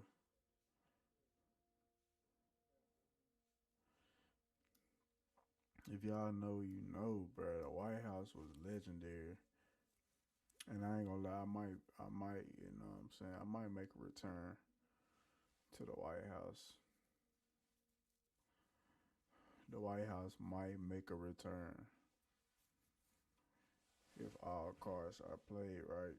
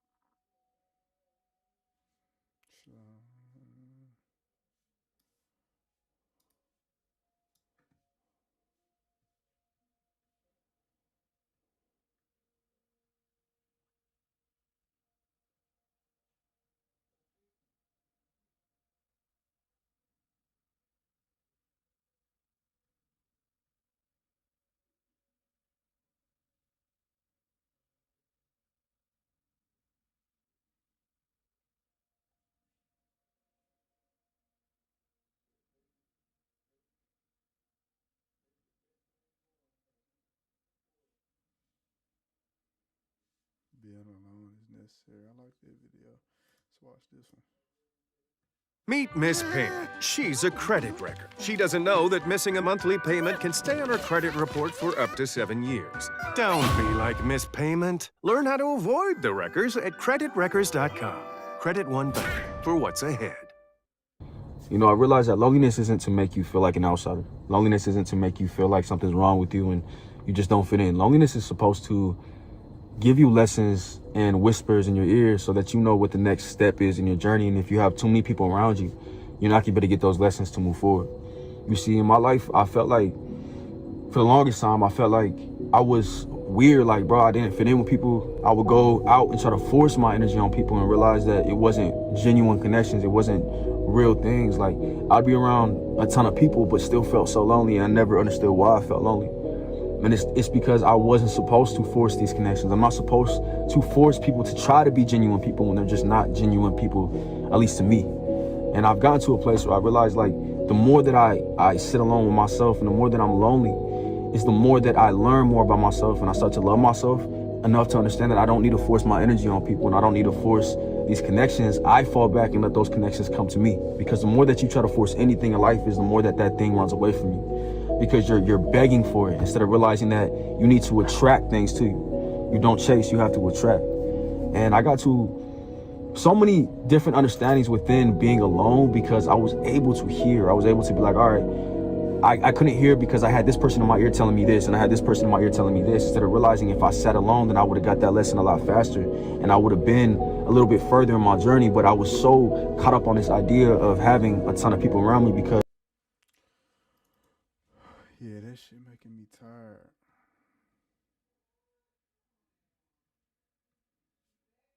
I need what should I watch? Like,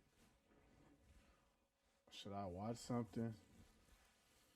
I need to watch a try not to fall asleep challenge. Something that's gonna keep me woke.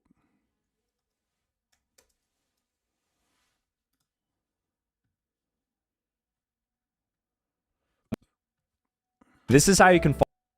That Gary Payton got me How fast? gone. I feel like zombie files. This is how I feel. Hold on, I just seen the video. Somebody sent this to me, and it's a. Yeah, we're gonna come back to that one. This is how I feel. Like zombie files.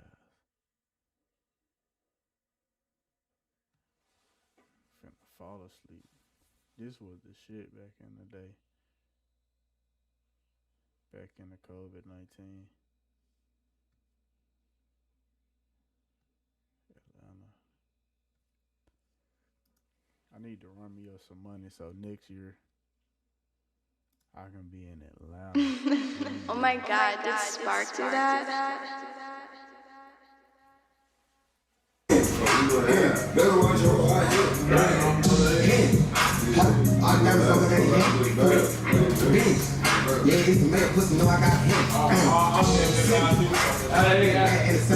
Duck him one time, I do a hit and I'm in and I'm out. Niggas be woofing for clout. If he start with the back, the nigga I'm striking him out. Real crack. Turn that down right quick. Catch him like it for him on TV. This right here is real dope, like premium. It's real gas right here, bro. Shit. Damn.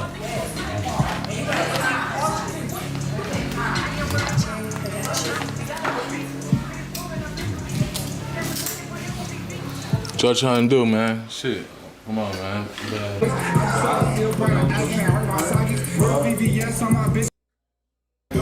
Shit.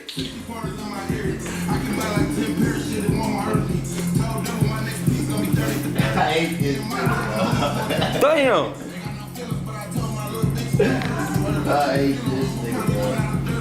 Shit is on the floor like that? Yeah.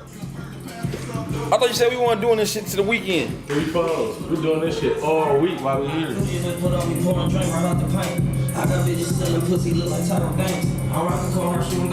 like I'm Drake. This shit ain't nothing to my niggas. Youngest nigga in my crew got like 6 figures. This one, Detroit was at an all-time high. Like Lou Graham, the V's playing in the background. This one, Detroit, like that shit was at the top of the culture ranking. This one, when Detroit was at the top of the culture ranking, or they was for sure climbing up.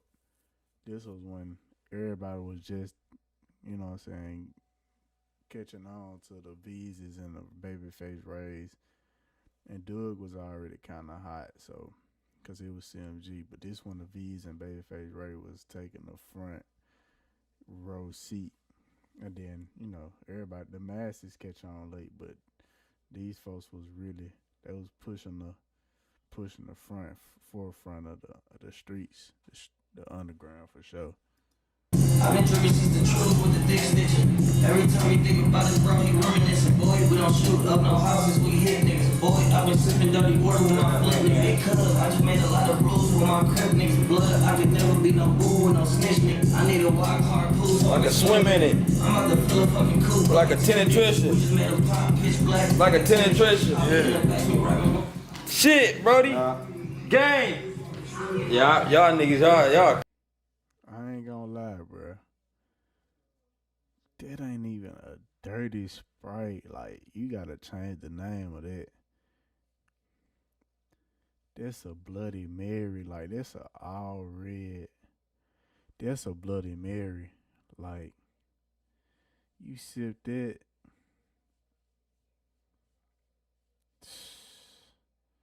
Oh my goodness, bro. Kidney's done. I know that kidney's done. Crazy, bro. Fight, man. You know, he got his own look. He got his own hunt. Personal pup. Who about to do? I got this. Yeah. Shit done. Put a 4 in there.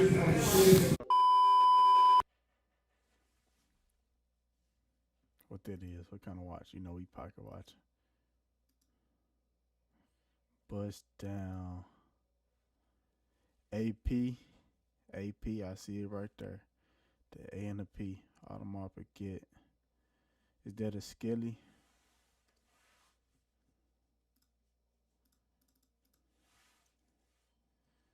I don't know.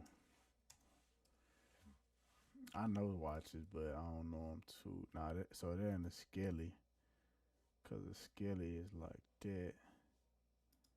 But that's a AP.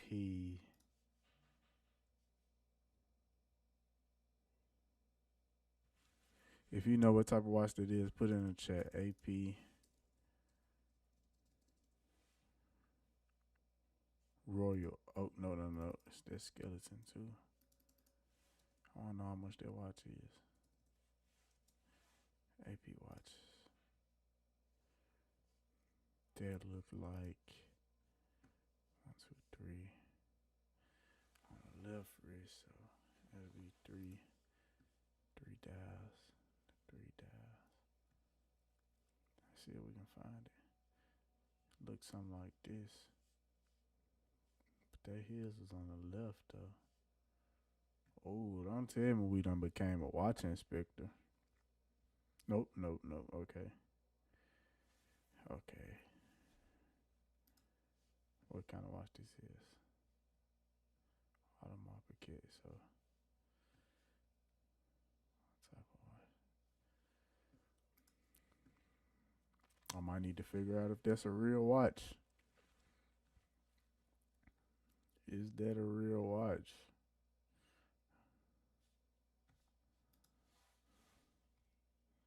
I don't see that match. On.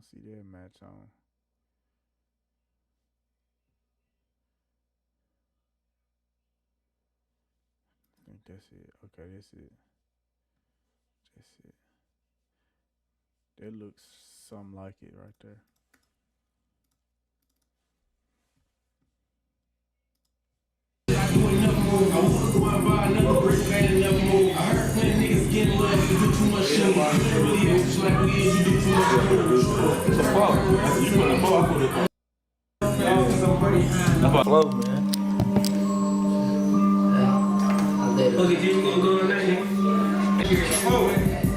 Oh, you got that good drink over there and that big ass club. Hey! Oh, shit. There's so much blood in this bitch. Yes, Sirski. Bro said y'all niggas. Hey, they got port to the bridge, man. Port to the bridge right now, man. These niggas should just blast this shit back down to 250. Should be. Shit ain't never happened in life. Ever. Drink ain't never went down. Stock market. Drink this shit was crazy. That bitch went up there. Shit, G. G, you sipping? Yeah. Fuck. Yeah. It's the files. It's the files for me, guys.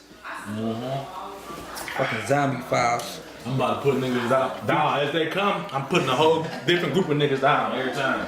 Featuring Big Gut. Niggas gonna be tap out. That's the whole thing, man. Niggas be mad, be like, whoever tap out gotta pay that tab. Don't nobody wanna play no more. Shit! Niggas like, man, I'm straight. I'm straight. Them niggas tripping. Yeah. We done lost 20 racks down here playing. Shit, fast. Damn. I like this Boss bottle.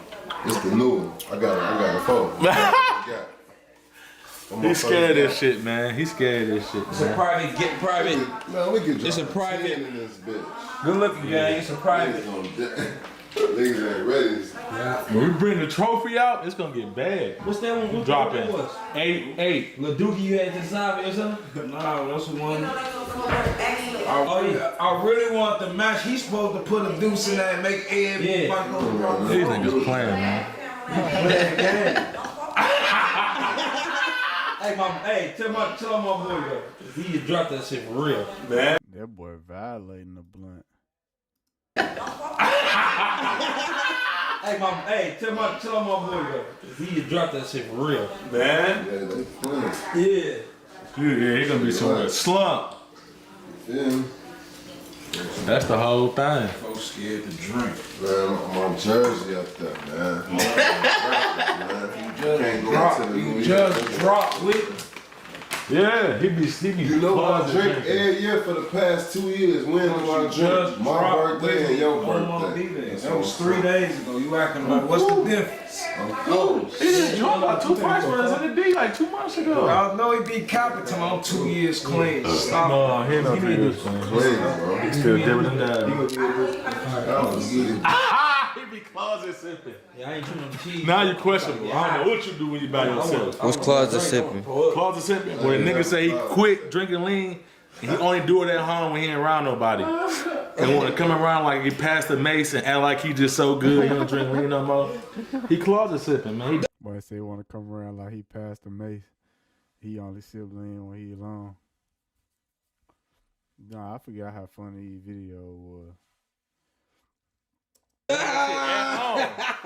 Acting like he Closet Mace. sipping 80. Yeah. Mace still smoke bud.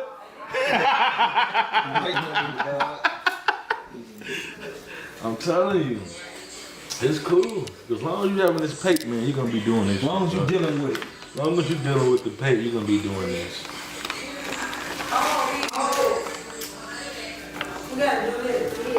I'm cool, folks. You fuck my whole, I fucked the whole load. I told you I wasn't going into the New Year drinking that shit, man. What you said you drinking? The liquor? You got to drop your That ain't right. I ain't gonna lie, I got to. You know what I mean? So strong, man.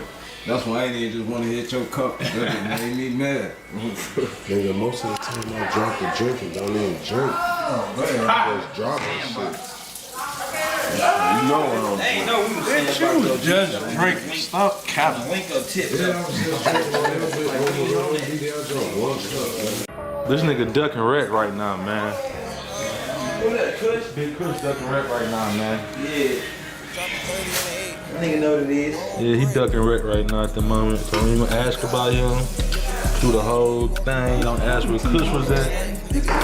He ducking wreck, man. Go to his page. You gonna say this? Man, that's just 2 G's on there, man. He's like his fucking sidekick. Yeah. I'm trending at the moment, man, while I'm sitting at the table. Right now, it's a billion people watching. Who made you do that big ass MCD like that though? Oh, this? Was it special guest? Man. Oh, that's MCD? I thought that was Michigan Wolverine. Damn! Money comes daily. Shit!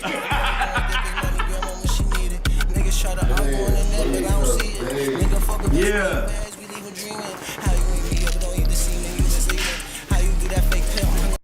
Stick 50-second clip, I treat it like the grill. Bills talking about Percocets, I eat them like ham. Hush jewelry, fuck my wrist up, I need another hand. Slide in a Dodge Caravan, I bust my head, a lot of money off the dog, but the shit never touched my hand. I'm a little on gangsters, I seen the change of niggas. Before you make it, they treat you like you a famous nigga. If ED your biggest bag, then you a basic nigga. Brand new chop, and I'm trying to hit. Slam, I'm crazy motherfucker. Damn. 4-man weave. Yeah. Another four. Flow. That's another flow. Shit.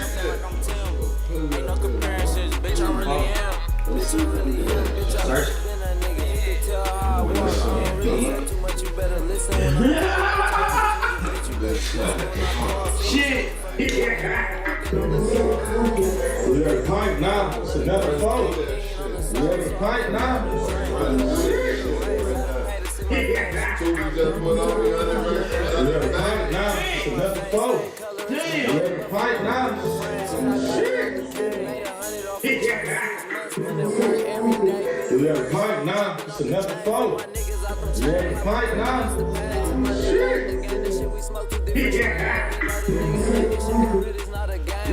This 2 hours ago. Whole new film. Whole new man. Shit. That was the other file. The files is going on. For the time. I never missed it back.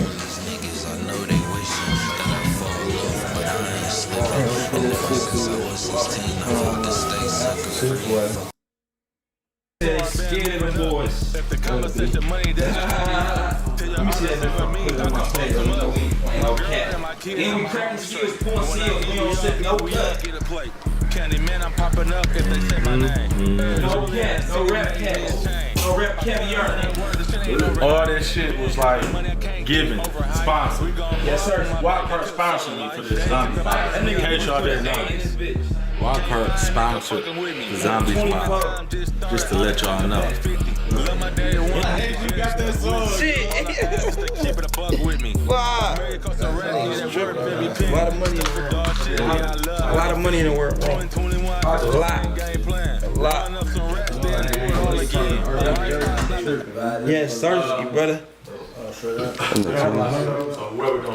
That's how I know my niggas really get hot, bro. Niggas really take them bitches. Shit like that. Hey, I know. Yeah.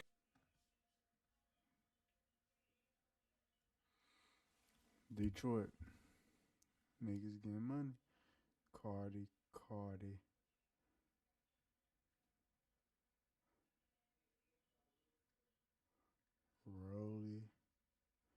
Rolly.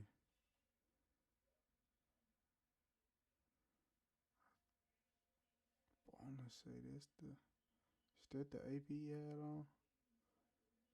I don't know. And Luke allowed you up on them bitches. I'm straight. No. It's on, brother. How are you straight? Shit. Any 30. I can't believe this shit though. Like, you know how Judah bring the watches out and start pulling shit out? You know how Judah put it start like I got this watch, I got this watch. This is Jula whole kit. Jula fly out here if you trying to buy some of this with the. Yeah. It's his whole kit. Niggas sell they soul for this. No kit. What? No, you gotta do all that shit. No, you say you can't put it in the boiling water. No, this ain't. You put this clean this regular. No, I'm talking about the watches. Put the watches in the boiling water. Hello. Fuck. 2 G's just jeweler.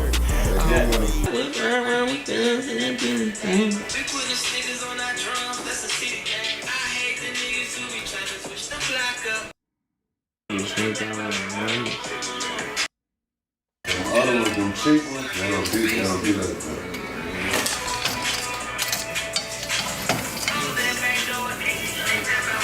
Hang on, I thought you taking them out. I got a zipper bang that looks so strong. Sean making that bitch just look like a big ass zipper. It look like a big ass zipper, but it's reversible. You trying to put Kirk here? Yeah, ain't. Wow.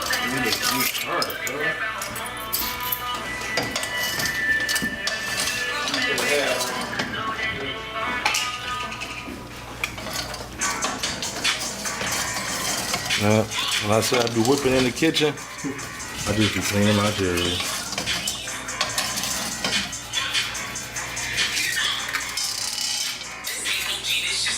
This is back for real.